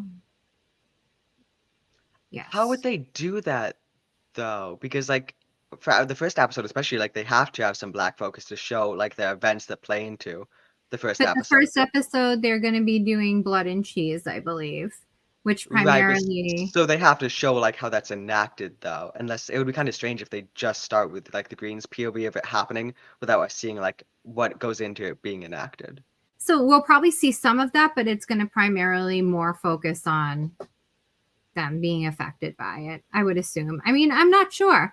I don't know. Sunday is close, and that's when I'm going to find answers. When I know. I just Sunday. I think the show can either get a lot better or it could just go on the same trajectory. And I really hope they don't do it because, like, man, I was watching episodes 2 and 3 and they're so boring.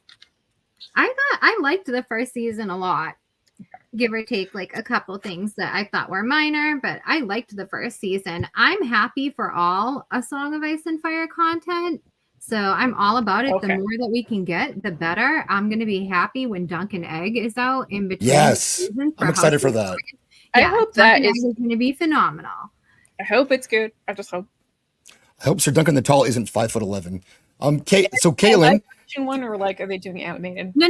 The guy that's playing Sir Duncan the Tall was a rugby player, and he's like 6 foot something. He's huge. The guy's Who is it? I can't look up his name. Hold on. Let me Google. So, Caitlin, you've read the book and you've watched the series. What team are you? Why? And do you have a favorite dragon? Yeah, so I'm definitely Team Black because of Damon and Corliss, more so than anyone else there on the team. I mean, Eamon's great for Team Green, but just Damon and Corliss carry the book for me. And also, the show season 1 thus far. And I heard a lot of anti-Corliss sentiment before I came on. So I'd just like to say I think Corliss is a very well-acted character, and I don't care about his skin tone. I'm happy he's on the show. He sucks. No, he's fantastic. Just wait till you see more. He does. He's worse because he's black. No, he's better. Wow. Whoa! I disavow that statement. No, Peter Claffey's 6'5". Okay, well there you go. I'll take that. Oh, 6'5". Okay, that's much better. He's 6'5", and the kid that's Sun- gonna play Egg is so adorable. We got 96 people watching on Twitter right now. X, Wow. let's come hang out over here on YouTube. That'd be cool. Anyways, sorry, Kaylin. Oh no, Sunfire is my favorite dragon. We haven't seen anything of him in season 1 yet, but I'm looking forward to what we see. It's probably like season 3 or 4 from him. You saying that got Dawn and half mast probably. He loves Sunfire. Did you see the pictures of Sunfire? I'm not too impressed. Up on the ledge. I only saw that one. Well, no, there's some more. You can kind of look them up. There hasn't been like the best pictures released. I mean, I do see some of the pink on him. I just don't know. They were saying that they didn't want to make him stand out more than the other dragons, but Sunfire. What? That's the whole point. I know. It's beautiful Targaryen dragon of all time. Dragon. Come on. No. Got lots of simps for the dragon. Sounds like Everyone loves dragons. Sunfire has the best Caitlyn and character arc Dragon in the Ball. book. Sunfire's like the only entity in the book who actually gets like a character arc and like changes and evolves and is like a dynamic, fluid character. There's lots of art. I'm not seeing anything from the show. Goodness gracious. So I know y'all have read the what? books, but I mean, are y'all picking up this character from the dragons in the show? Because I didn't at all. Like I don't even remember the dragons really. Oh no, Sunfire wasn't even in season 1. I think we saw Not like yet. baby Sunfire for like 2 seconds. Well, I'm saying the dragons that were there, do they have character? Do they really matter? I mean, in the book, Sunfire's really the only dragon with like character or anything going on, besides just like being a force. I mean, aside of being used, it's like it does something that most dragons are just used as tanks. So What is Welcome, this? Cooper. Is this legit or is this AI? What's wrong with this dragon's feet? Hello, Daryl. oh my god, You're the feet! new. What the hell? Always the feet. And then he got that double little. It's No art. feet. Stop it. We don't have Zach here to draw I us a don't decent see it. version. Oh, So AJ, you should draw us one. yeah, do it, AJ. It's You're gonna an be artist. a cartoon ass So- dragon.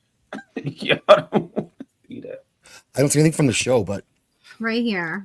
just you There's got a it. bunch of them. This is the first one that I could find. There's concept art. No, this is like the actual art here. This is from the trailer. Oh, That looks like that can be like fully Cyrax rendered. almost, but it's Sunfire. Interesting. And then there is another one too recently, but I can't figure out where it is. Yeah, I got that. if I can make this bigger. Sunfire She sounds said. like a drink you get off the beach. Like, I would like to order a Sunfire, please. Are you Extra excited for tequila. season 2, Nadia? I am. I'm the only non-House of the Dragon hater on this. I like it. Oh no, I don't love hate the it. show. I thought it was fantastic, except episode 9. Okay, I know we need to give reminds- Nadia some space because I feel like we kind of overwhelmed her with the book stuff. Like, go Yeah. for it. It's okay. It's okay. I get it. I'm the same way with Dresden Files. I understand. I completely understand. I liked House of the Dragon. It reminded me of earlier Game of Thrones when it wasn't shit. And I also like I'm a big fan of the political like chess playing in it. Not so much action, more just like a couple of steps ahead of each other. Right. Reminds me a little bit of House of Cards. So like for me, less action was okay during this because I enjoyed it. Seeing each character kind of lay out what their plans, and some of them you don't even know. So I really like the series. I'm very much looking forward to season 2. That's good. I'm glad. And you know why I say that? Because I found out my future husband is a freaking Viserys simp. Like, what? I'm like, if he was here, I would just tell him to sleep on the couch. But we're like in this like text argument last night. I'm like, he's like, oh my god, I love like show Viserys. He's like the best. Like he just doesn't want to do anything. And he is awesome on the show. What are you talking about? Phenomenal. I just want to know why we're not talking also about Bridgerton too, like, as well, since that is also coming out. Patty Constantine is awesome. Like I'll give him that. Like he's a great actor, but like man, that character is like a shit. No, he was in the book. In the books, though, there is no fleshing out of the characters. The characters are open to like. Is he open to interpretation? He's a man that won't make any decisions. He doesn't want to have anything to do with leadership. He's a blank slate because it's written from the unreliable narrator context. I gotta say, different narrators. We don't know what is the truth. We don't know what is a lie. Well, I mean, in the show, the show is like supposed to be the definitive version, though, right? I'm just going to respectfully disagree. That's what it is. And I thought his portrayal was phenomenal. And with a character like that, and with the way that Fire and Blood is written, you have the opportunity to do that to an extent. There's still time in this round, Lady B. You got this. Come on. I don't know. I'm so sick of that cope of like it's an unreliable narrator. I'm like, but that's what it is. It's not a cope. It's an unreliable narrator. Like there's it's the truth in history. But it's the truth. But I think everyone agreed that Viserys was somebody who didn't want to make any decisions. He didn't want to have conflict with anyone. He liked the balls. He liked the hunts. He liked the jousts, and he didn't really want to do any kingly duties. And the small. Well, are we talking about show or book Viserys? We're talking both. I'm just saying. Well, they're very different. Room to expand things. It's and George R. Martin, who is the creator, said that it was done phenomenally, and he's who matters because he created it. It's his world. He likes what was done with Viserys. He doesn't have a problem with it. He's had a problem with plenty. I don't have a problem with Viserys. I was just saying that he is not a good person. That's like all I was saying. No one is a good person. I know that. And I'm just like, I'm saying. Come on, Lady B, you got this. You got this, Lady B. My argument with my fiance was that, look it, you can like, don't say he's a good person. You can say he's a good, like, he's written like he is in the book. Like, he was played by a phenomenal actor, but like, don't come at me saying he's a good person. That was the argument. I'd say he's very different in the show than in the book. In the book, it's very much like one-dimensional. Like we don't know much of anything about him. Really, his motives besides Daenerys on the throne. Well, I'm confused. Kayla, when y'all say hold on, when y'all say good person, are you saying like morally or? Morally, no one is technically a good person. He's a good actor. The actor that played him was great, and what they did with the role, how they fleshed out the character, you got no credit. Was absolutely phenomenal. So is that what y'all mean when you say he's a good person? No, I mean like the actor's good, the character's a dumbass in the show. Viserys could be considered a good king, I guess, to an extent, because there was peace under his rule for the most part. Every decision he made or didn't made like led to the situation we get with the Dance of Dragons. Like he was an awful king. Well, no, I wouldn't. It's not his fault. It's like the fault of the people around him, though. It's the people around him, definitely. How is it not? He should have just stepped up and been king, like instead of like letting the Dance of the Dragons. The whole thing happened. It's in the show, at least. It's just due to Alicent. I mean, really, Otto's the scumbag that fucking did that. It's really all Otto. Otto is the worst father in the fucking world. He pimped out his daughter to go to basically raise his family.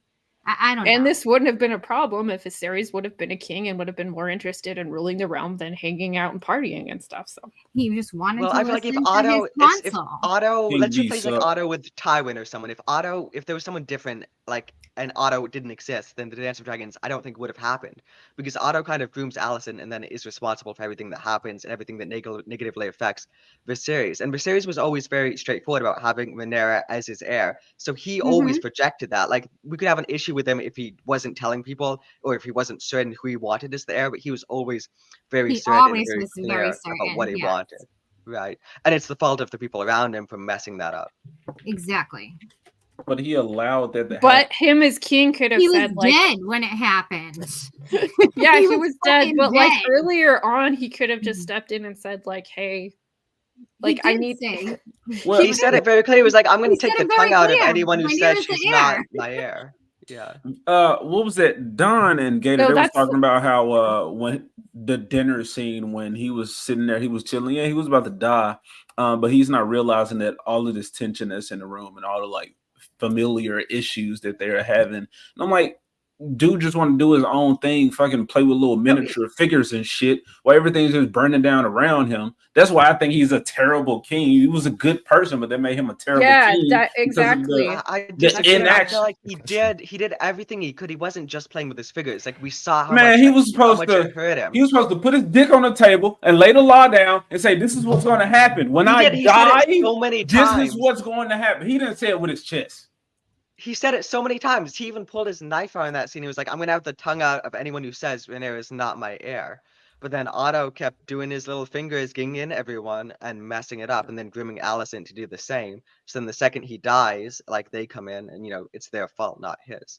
Could he have written something down and signed it, put the little wax and say, well, no, I feel like he told everyone. He told everyone they multiple went against times. his wishes, you know, pretty much.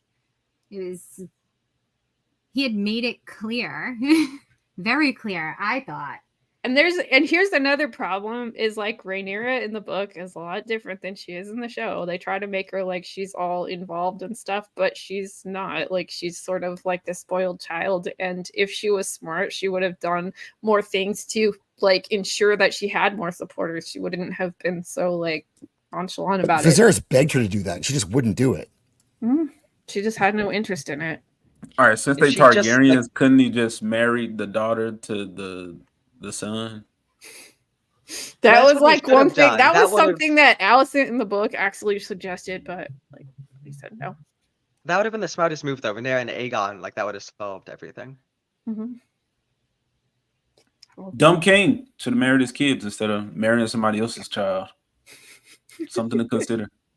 I don't know. Wait, you like if Viserys married there's an Rhaenyra? age difference. There's an age difference, so that's a factor. Between the siblings? Yeah, Aegon's a lot younger than Rhaenyra. I was just told earlier that even though you'll marry at this age, we won't consummate it in it until later. So, that's always been a thing in history. But Rhaenyra, though, she's a lot older than Aegon, so it's like she's not too much older. She was like 13, 14 years. Like they've done a lot of stuff like that. Like 13, 14 years, and by the time that he can get it up and do it, she's gonna be like past baby making prime. Then. No, she'd be like 22, 24. The ages I'm looking at, both of them are both capable of producing. I think she'd be like 30 or something. Of where they are now. Rhaenyra probably pop out another kid since she can't control it. Oh no! I can't do feet. Are these the feet? When this happened in the show? No, not this. The feet that brought down an empire. Like I love this scene. They're subpar feet. I hate to say it. I'm not a foot guy. I agree. Millie Alcock's feet look way nicer. No, they're too uneven. I can't look. I can't do feet. I cannot do feet at all. Yeah. Feet were brought up as a topic today with my husband. Do women look at feet? No. Oh. You know how men buy feet I have double dragon, so everyone's I'm like covering my screen right now. Why? I don't do feet. I just can't do feet. It's weird. Women like, should. Unnecessary. Then you can't watch Tarantino films. Women should look at feet. I don't. I cannot do feet. Sorry. I got a huge fear of feet. Dudes' feet look ragged. Wow, I thought my fear of aliens were the top. We have a new contender, folks. Feet like weird. Oh no, I can't do feet. I got trauma from dance class when I was a young kid. So. Oh, go on. Show feet. No, my dance teacher took off. Good night, Teresa. Thank you so much. Toe stretches and her feet. They were throwing up gang signs. They had bunions. They had fucking corns. They had missing toenails. I just don't do feet. I just don't do feet. Gross. Ugh. Teresa's going to sleep. So yeah, get some rest. This is going to be this will be for you. Sure. Enough. I am Gandalf, and Gandalf means me. Gandalf? Not the wandering wizard, per se. I love that. I love that movie so much. What does Gandalf mean? Does it mean me? It means me. He says that. That's an actual line in the book, and I'm just like, I can't read this. That's just I love it. I read the Silmarillion and was completely Cole gonna get up on those feet. Yeah, you're right. I mean, spoiler alert. Technically, I thought the word Gandalf came from the Old Norse words that incorporate, like, what is it, Gondar, Arthur, or whatever the case, which mean wand, staff, and elf, and they compounded it together. Well, that makes sense. That makes sense if you're saying like it's me and he's, what he is. Yeah. Because he's like the embodiment of like an angel and purity and all that stuff. Yeah, definitely. Caitlin's an author. He's written books. Oh yeah, I'm writing one. I was writing one before I came on the show actually. Because I was that's cool. What are you writing? Discord while I was. I'm writing the first book in a new series, which is going to be based before all my other books. All my books are in like the same world. It's like a fantasy world. A bit more magic than like in Game of Thrones, but not quite as much as like in something like, I don't know, Harry Potter or something. Kind of lighter magic system. Very character driven. Mm-hmm. I just read a book that was like a combination of Wheel of Time and Harry Potter, and I didn't hate it. It was called The Shadows of What Was Lost. So Caitlin puts us all to shame with his books. Oh wow. Yeah. There He's 18. Awesome. Sorry. Oh my AJ. god! Wow. That's Caitlin. cool. Yeah. Lit RPG genre. Wow.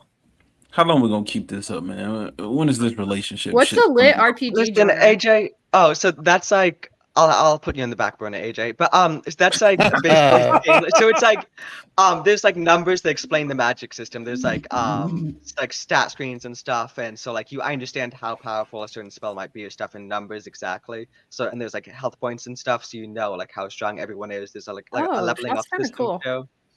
Yeah, it's a lot of fun. You can play around with lots of different themes and stuff when you have like a system and spells and stuff like that. That's neat. How many books? I've got 10, 3 different series. My Elementalist series, which has 5, my Forging Valorant series, which has 3, and my Krampus series, which has 2. Wow. Do you have a sweatshop with like little Asian kids writing books for you? Yeah. Yeah, because you ain't have all these fucking just yesterday. The Greatest Paladin, there's my newest one. That one just came out last month. Wow, how long are your books? They vary. My Forging Valorant's books are like 400 pages each. Whereas my Elementalists are like 200, and the Krampus books are only like 100. Wow, that's crazy. Yeah, it's a lot of fun. So I'm gonna be famous someday, so You're already more famous than us. There you go. So, I know. I still haven't written me. more on I'll my say me. book. Like I feel like Will's written more in my book than I have, and it's fucking me crazy. Look at you. What made you want to write a Krampus book? Krampus, yeah. Oh, so I watched. I was on my way back from Virginia last like September or something, and I saw the trailer for the Krampus movie, and I was like, "Whoa, this trailer is awesome!" And then I watched the movie, and I was so disappointed because there's so much you can do with like the idea of the character of the Krampus, and they do nothing with him at all in the movie. So I was like, I need to write, a Krampus book because like there's so much you can like. He's got like these layers and layers of clothing, and you don't really know where the clothing ends, like where he begins. And he's got all these like ancient artifacts, like his sack and stuff. And whenever he like takes something out, like his book, there's always like the air shimmers around it because it's so unnatural and ancient. And he's this old entity, and he's driven by this sense of justice because he used to be a paladin of the god of purity, and he was his job. Him and his cousin Nick. This is all from my book stuff I made up, not actual like Krampus lore. Went around, dispatching, justice. They were paladins of purity and innocence. And then Krampus eventually realizes that they're going around, and a lot of people they're being sent to kill it's not innocent. Like they serve the god of innocence, yet they're being sent to kill all these people. So he turns against his god, and for that he's banished, and like his powers taken away, and he's turned into the monster that is the Krampus. And gotta read the book to find out the other stuff. But yeah, he's a fascinating character. But those books really are underperformed, so I will not be writing a third one unless something insane happens. Can I just say, Demonic Love is a bit sus, Caitlin? Yeah, so no, they're like holiday themed, right? Krampus 1 was Christmas, Demonic Love was Valentine's Day. I had a St. Patrick's Day one planned, But Demonic Love only sold like 50 copies, which is like pathetic. So I did not continue that. Well, people don't like, the thing is the dude doesn't want his wife to see he has demonic love on his downloads. It was my first romance attempt, so yeah. I'm obviously joking, dude. 10 books. Come on. That's pretty cool. Do you self-publish? Do you have a publisher? Yeah, so all my books are self-published. The one I'm working on now is going to be going through a publishing company, though, which I'm pretty excited for. I'll see how that does, comparatively to my other ones. Because the thing about publishing companies, they are heavily involved with most of the stuff, and they take a percentage of your royalties. Versus if you self-publish, it's all you. You have to do all the work, but you get all the rewards. So I just, that was the easiest way for me. But I'm looking forward to this future project, which will be through a publishing company. Will is a fan. He would like St. Patrick's Day Christmas book. Maybe someday if 1 and 2 miraculously take off. All right. Pull up Dildo's comment a little bit earlier. What? Huh? Oh, it's such a dildo. He's in our chat. Not an actual dildo. I mean, he might be. Who could say? Oh no. Oh man. That's twice today, Zax. No, why is it okay to say Asians? But anyway, AJ, back to our relationship, because I never bring this up. As someone on here brings it up, or AJ brings it up, people in the comments, I never talk about this. So I never bring it up. You just brought it up before Zax pulled up my books. Anyway, my point is, AJ, I'm thinking on my 19th birthday, I'm doing like a 12-hour stream. We're going to have a special reunion, you and me, and we're going to talk about our relationship and figure it out from there. Just me and you? Yeah. Nah, bro. We need No. I'm gonna have a ton of people on, but you're gonna be one of the guests, and there's gonna be a special segment where you and me sort things out. Okay, that's better. What y'all don't know. Let me not lean into that anymore. Zach's brought it up, and then there's always Nas in the chat. Take a seat, AJ. Take a seat is what we'll say to you. We're gonna talk. Well, I don't even know if I would have gotten on YouTube if not for AJ, because I was like 15 when. Oh no. I did something to Kaylin because now he going after the young ones, and we can't stop him. He was 15, AJ? He was groomed. You guys are grooming I was like him. 15 or 16 when I was on Jay's stream. Yeah, don't let him turn him into a furry. We gotta save him. No. Call the police. Kayla, do you have any short show and tell stuff for us tonight for your Game of Thrones collection? Oh, I got something cool. I gotta show you guys. Oh, then let's do it. But if she has something cool, I have to get it though. Just hold up a minute. I got so much stuff, like way too much stuff. I mean, I don't know. I got like all the alcohol bottles from every Game of Thrones season that I didn't even open. I have all the House of the Dragon wines that I didn't open. I got a whole bunch of pops. I have a whole bunch of books. I have like a limited edition snow globe up there. I have a costuming book with a piece of fabric in it from one of the cast members, and it has a book of sketch designs in it with the costuming of Game of Thrones.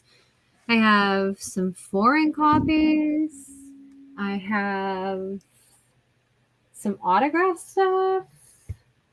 I have Thanks, Barney. What's next to me? Dempsey's a member now. Thank you, Barney. Yes, here we go. This is cool.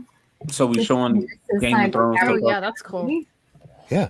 It's like a whole illustrated of that. My costuming book, it's fucking huge. It's so heavy. It's like over there in a box. It's like really fucking huge. I mean, I have everything. The Book of Swords. Is it the one like from all the seasons? Book of Rogues, Dangerous Woman. Yeah. Oh, it's a giant costuming book, and it has like the sketches in it. That's like neat. I have like the first season one of the costumes. Like it's so really cool. It's super dope. I have like all the stuff from Fantasy Flight Games as far as like their art books go. I don't have like any of the games, so the tabletop stuff. I have a massive like Game of Thrones addiction. Yeah. I think my favorite thing though is probably let me grab it.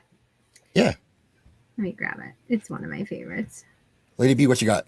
Okay, this is my copy of Fire and Blood. Well, my second copy of like Fire and Blood, and I really like it because it doesn't say now a hit show on HBO.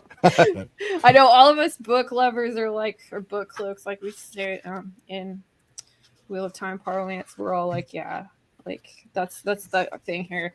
Oh, it's signed by George R. R. Martin. Oh, that's awesome. Yeah. I wish I was there, but unfortunately I wasn't. I got it at his bookshop, Beastly Books. And me and Will actually went to the bar that he has there, and it was kind of awful. Like, I mean, if you're George R. R. Martin, you have a bar in a theater. How is there like nothing Game of Thrones there? It's awful. Oh, AJ. There he is. What's up, AJ? Caitlin got too excited. I had to turn the camera off.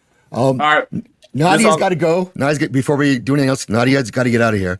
So thank you, Nofty Blixels, Nadia, for coming on. It was fun.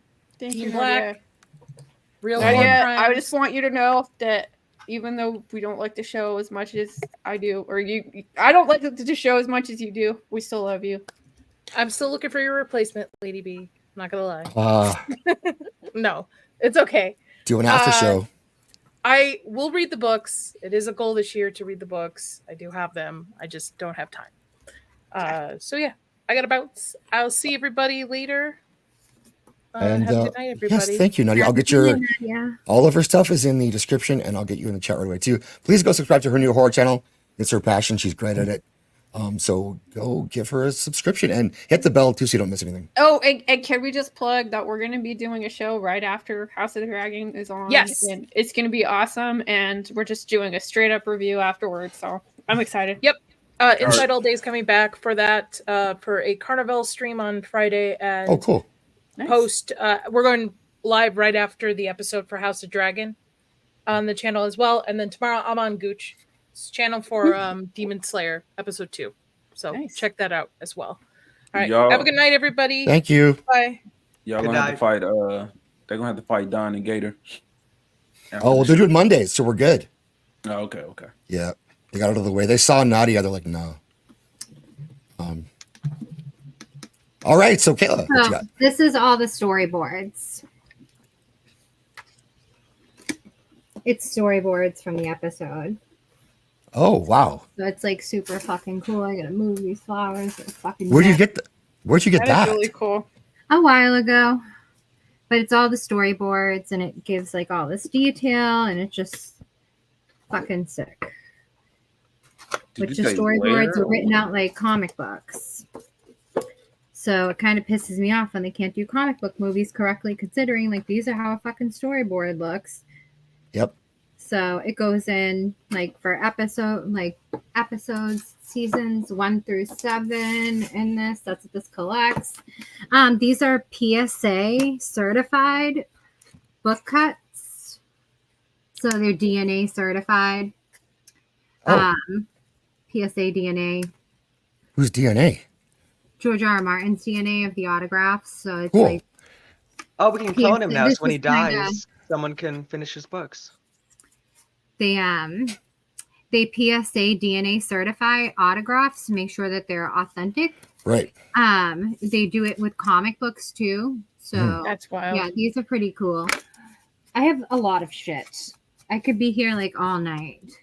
Show and tell's fun though. We're gonna wrap it up soon, so yeah, I'm exhausted. I've got I'll be right back. I have something else I'm gonna show. And I can go get my books out of the other room. Oh, in the meantime, Lady B's in charge. Oh, I'm in charge. Okay. Can you? All right.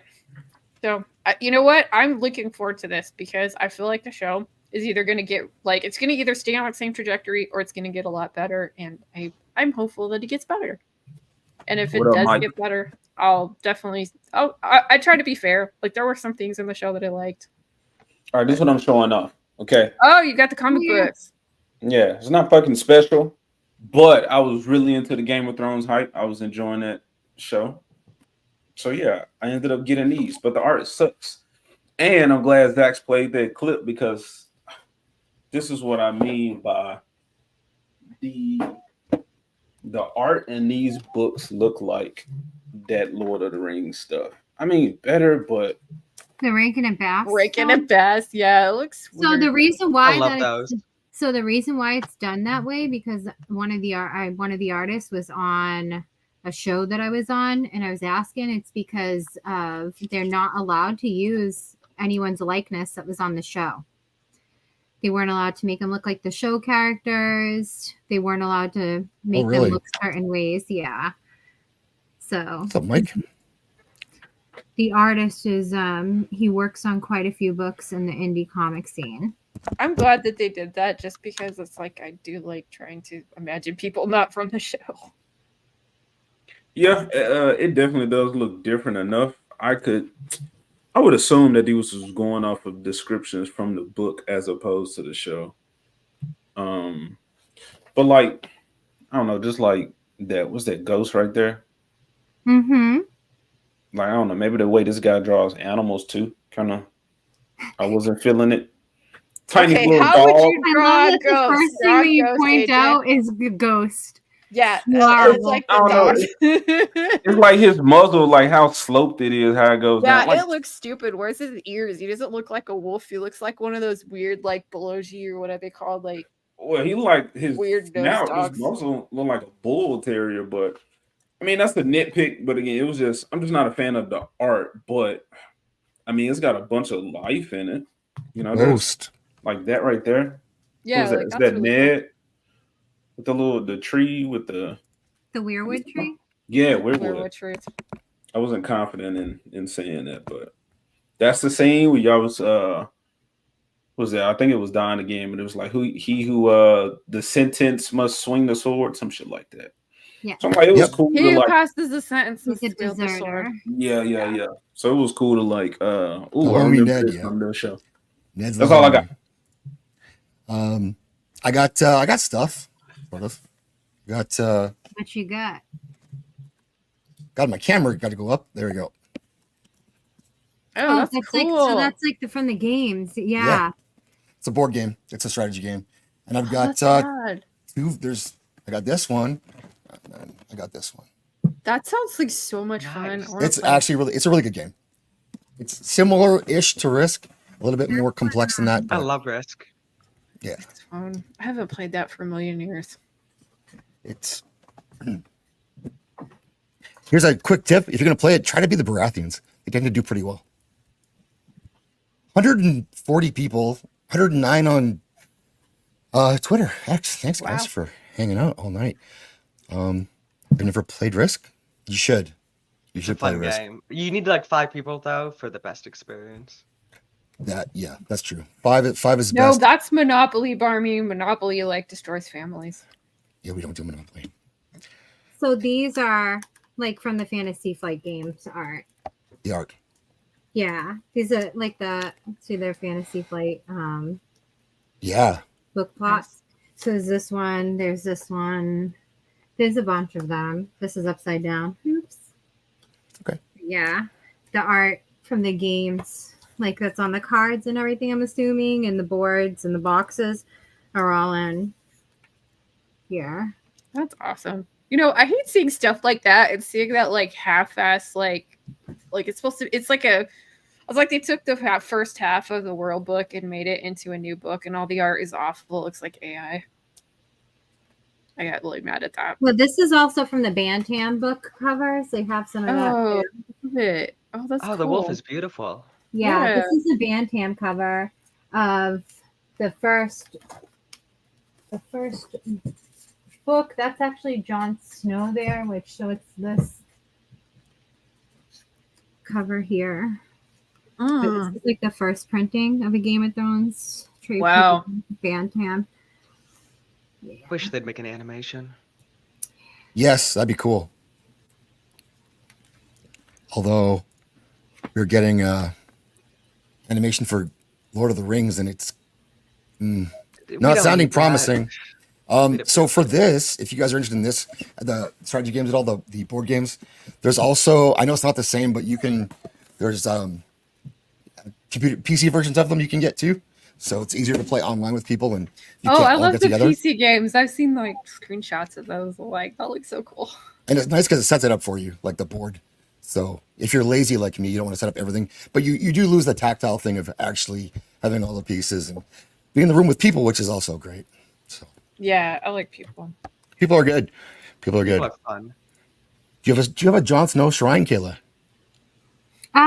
Not really, believe it or not. I mean, I have this like right here. Oh. At the ready. There you go. It's on my desk. Wow. I like it. He That's kind cool. of looks like, what's his name? Like the prisoner of Azkaban guy. Oh, So Sirius what Black. was it? Yeah, Department, Sirius Black. Do it, Boosh. What was it? Sirius Black was Department, hot. what's it called? They did like a whole villages and everything, like how people have Christmas villages or like I know. I was Halloween getting villages. that'd be so much cooler Oh. than Christmas village. So I will definitely like set one of them bitches up. But all these like this goes for like $75 now. I did not pay that much for this at the time. So I got like a bunch of baby dragons. I have like the McFarlane toy Cyrax and Caraxes are really nice. good. I have like an old Drogon. I have a bunch of random pops. I don't fucking know. I don't know. Yep, that's quite. So you're Barmy. You want to see Grad's door, that Geralt? Of course, we can do that for you. That's always one of my favorites. It's Ripa approved, so AJ likes it. And try to like keep your pants on though this time, AJ.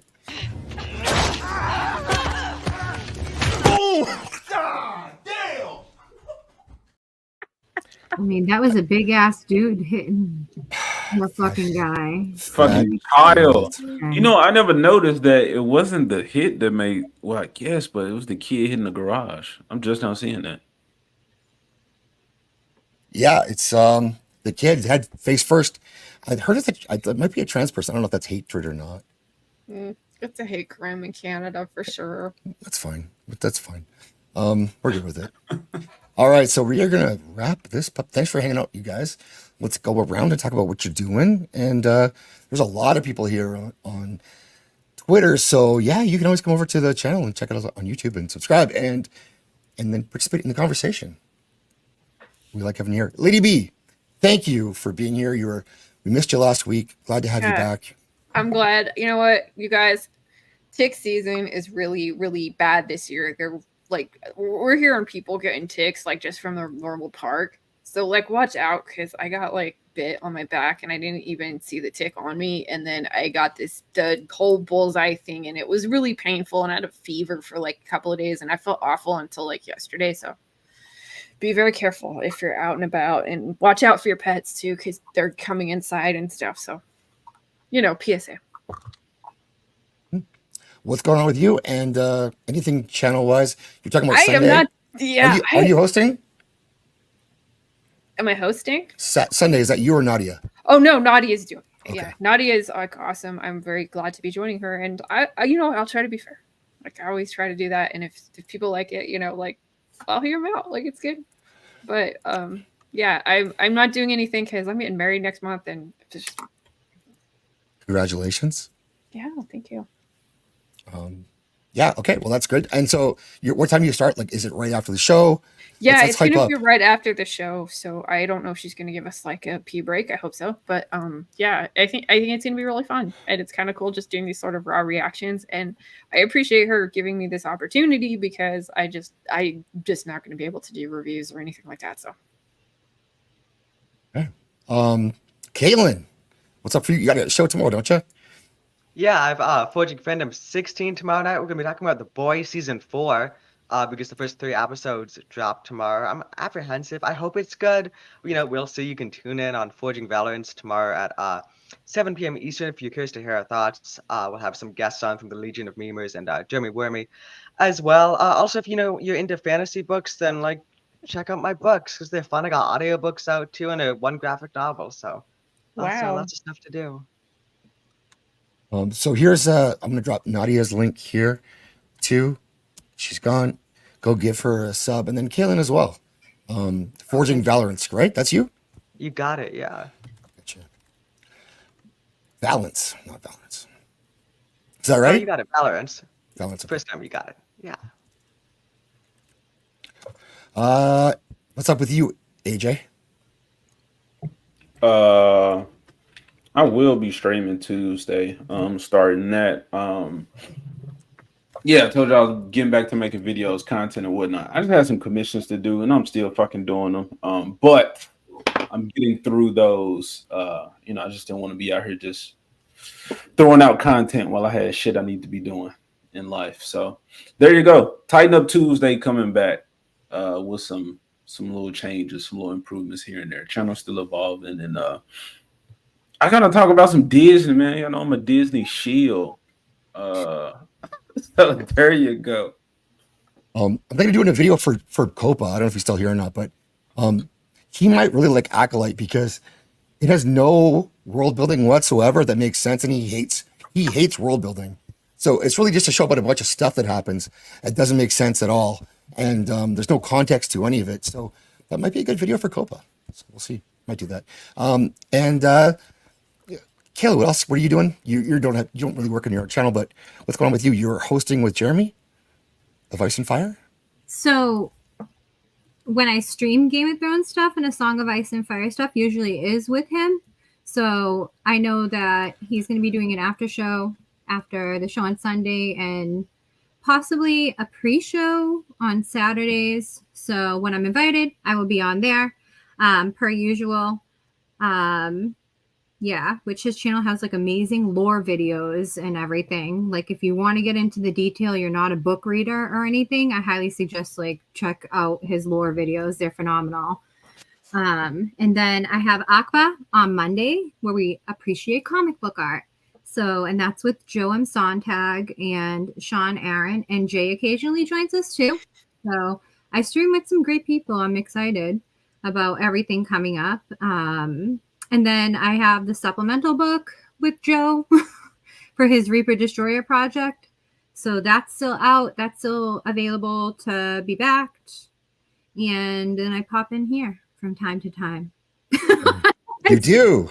And hoping to have you back. So pretty much, yeah. I want to try. I was trying to get, I got to try to get Jeremy on here one time with us. Yeah, that'd be awesome. To talk all this stuff because he's like, people think I know a lot.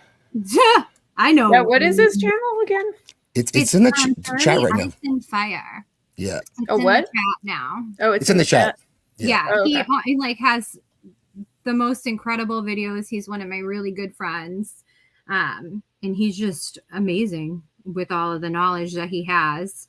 And he always like catches the scoop before anybody. I don't know how he does it. It's like he got spies. It's like he's like varies with this stuff. So yeah, I have fun. I have fun talking about A Song of Ice and Fire, any and all of it. I'm so passionate about it.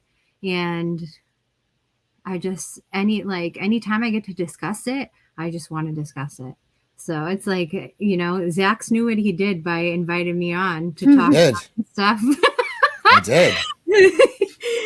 He knew. He's like, I'm going to get Kayla here. I'm just going to keep talking about this stuff. She'll come back and talk. Zach is awesome, though. My plan is always to get smarter people on here than me, or else why even do it? So don't say that. I appreciate you guys coming to hang out. But and welcome to Sundowners Club. Thanks for coming by. It's fun. I'm going to get your comic book out quick before we go. What you're working on? Joe's comic book, my supplemental story. Joe is phenomenal. He's amazing. Let's just call it yours. A little stoned right now. Stoned is great. So, and a little tired. You like stoned. We're all good with that. So the link is actually in the description too, but also for your Twitter. But this is the Reaper Destroyer. I'll show it quickly here. Yes, it's phenomenal. I think people are going to be art's surprised. incredible. Joe is a fucking beast. Yeah. You know? Yeah. And I was incredibly lucky that he believed in me and wanted to work with me based on either things that I had published or things that are unpublished. Like basically anything I published is through the school system or poetry stuff. But I just got very lucky. I got extremely lucky. And yeah. It's not lucky. It's because you can tell a story. That's why. Well, no, I got lucky because there are so many other people that he could have worked with. People that are actual bigger names. People that could bring in a shit ton of people. But he believed in me so much that he wanted to present this opportunity to me, and I just could not say no. So I'm just very fortunate and appreciative. And Joe is like the older brother I never had. Him and Jay. I'm lucky. I get like 2 older brothers that adopted me. So. Yeah, a couple of good guys. I was on the stream with them last night talking about X-Men 97. Yeah. Great show. Yeah. So that's a first story in the supplemental that Joe actually took a back seat to drawing and wrote. And then this is my story here, which no, she's not nude. It's we just censored it. It's tasteful nudity, but you can't see anything. There's no vajayjay, no nipple, no anything like that. It's tasteful nudity. Joe is a big fan of having sexy characters, and it also makes sense for this character. This is the villain. You don't have to excuse it at all. We're fans. So yeah, like stop. You could just have nice tits for nice tits. Like no, definitely. But I don't want people to think that this is what my story is all about, and it's just cheesecake, because it's not. There's depth here. That's good. There's a purpose for everything. So, but obviously Fabio Simeo did like the most amazing job just making my vision come to life. So this has been crazy. I would talk more about the story, but because my story is only a 10-page story in the supplemental, I don't want to get too crazy and spoil it, but it's thought-provoking. It's sexy. This is a character that is evil for the sake of being evil, and she looks good while doing it, and she is a seductress. So. Okay. Well, before we go, I want to put this out again. It's also pinned. This is Clobber Time passed away. We lost a member of our community today. Comic expert, and he will be missed. And there's a GoFundMe for his family. Oh my goodness. Yeah, he's a fantastic guy, very friendly, open. Been doing YouTube for a while. He's an old school comic guy, owned a comic store back in the day. He really knows his stuff and his art. He's a giant Jack Kirby fan, and he will be missed. He's a guy who, when you come in his chat, he always says hi to everyone individually, and he gives people nicknames, and then he remembers them all the time. So he would call me the Hulk villain because I guess Zach's was a Hulk villain, and like that's just the kind of guy he was. He put the time into everyone, and he will be missed. So rest in peace. Yeah, may he rest in peace. I didn't know him, but yeah, that's just sad. So it makes me very sad. Yeah. I'm so close to my dad. I'm sorry.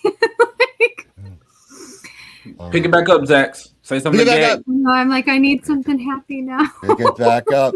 Well, we got lots of happy stuff to go. So next week, Wednesday, Cameron's coming back. We're gonna do some more woo-woo, spiritual, supernatural stuff. So that's gonna be fun.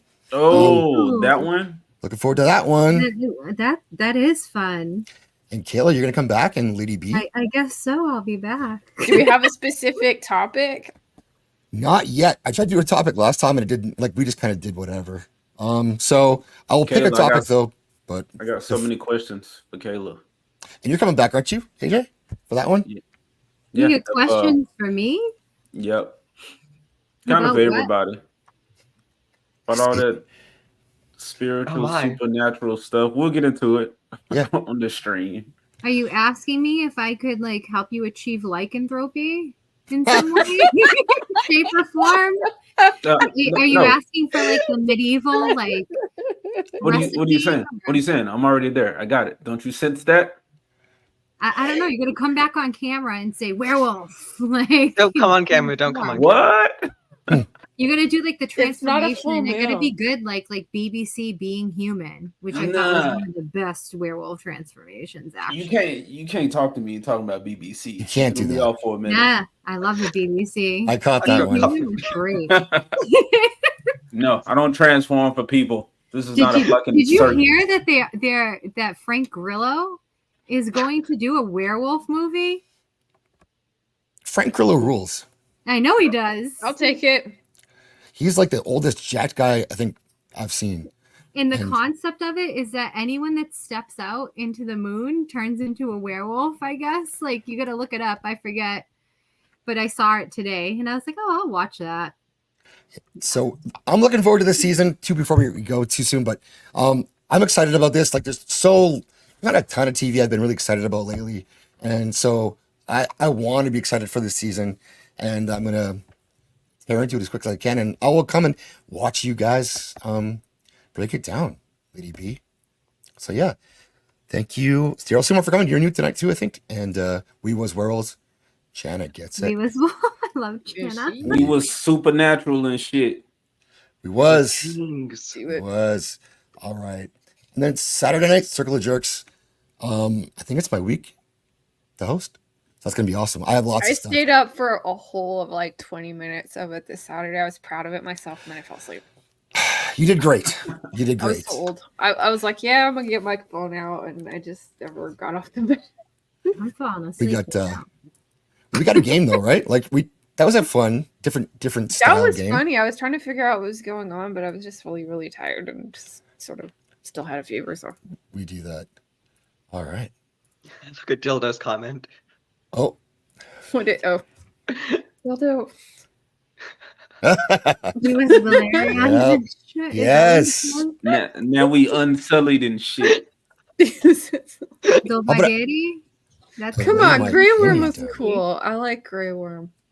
Oh, I'm a fan of the show. Like, so yeah, that's my I like it. And yes. So also Jeremy, I found his channel from because no one is covering it. He does a great job, and so I watched his Game of Thrones stuff since then. But yeah, he's one of the few people he covers like all the stuff that only I watch, I think. He covers from this, and what else? He covers something else too. Anyways, he covered so much. He covered Shogun. That's it. Did rewatches of different things. I mean, he had a comic book oriented show on Saturdays. I mean, Gooch, he's great. He really is. He's phenomenal. So I'm lucky that he's my friend. Gooch, we'll talk. That's it. We're gonna play you guys out. This is our everyone's favorite goodnight song.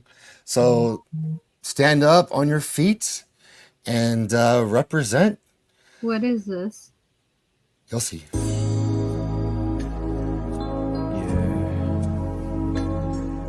Respect to the trans community. And fuck you, transphobes. Trans people are my friends. Transphobes gon' catch these hands. Trans people are my friends. So respect them for we're going in. Trans people are my friends. Transphobes gon' catch these hands. Trans people are my friends. So respect them for we're going in. Transphobes, show your fucking out. I'll knock you out. I'll knock you out. Transphobes, show your fucking out. I'll knock you out. You better watch out. Trans people are my friends. Transphobes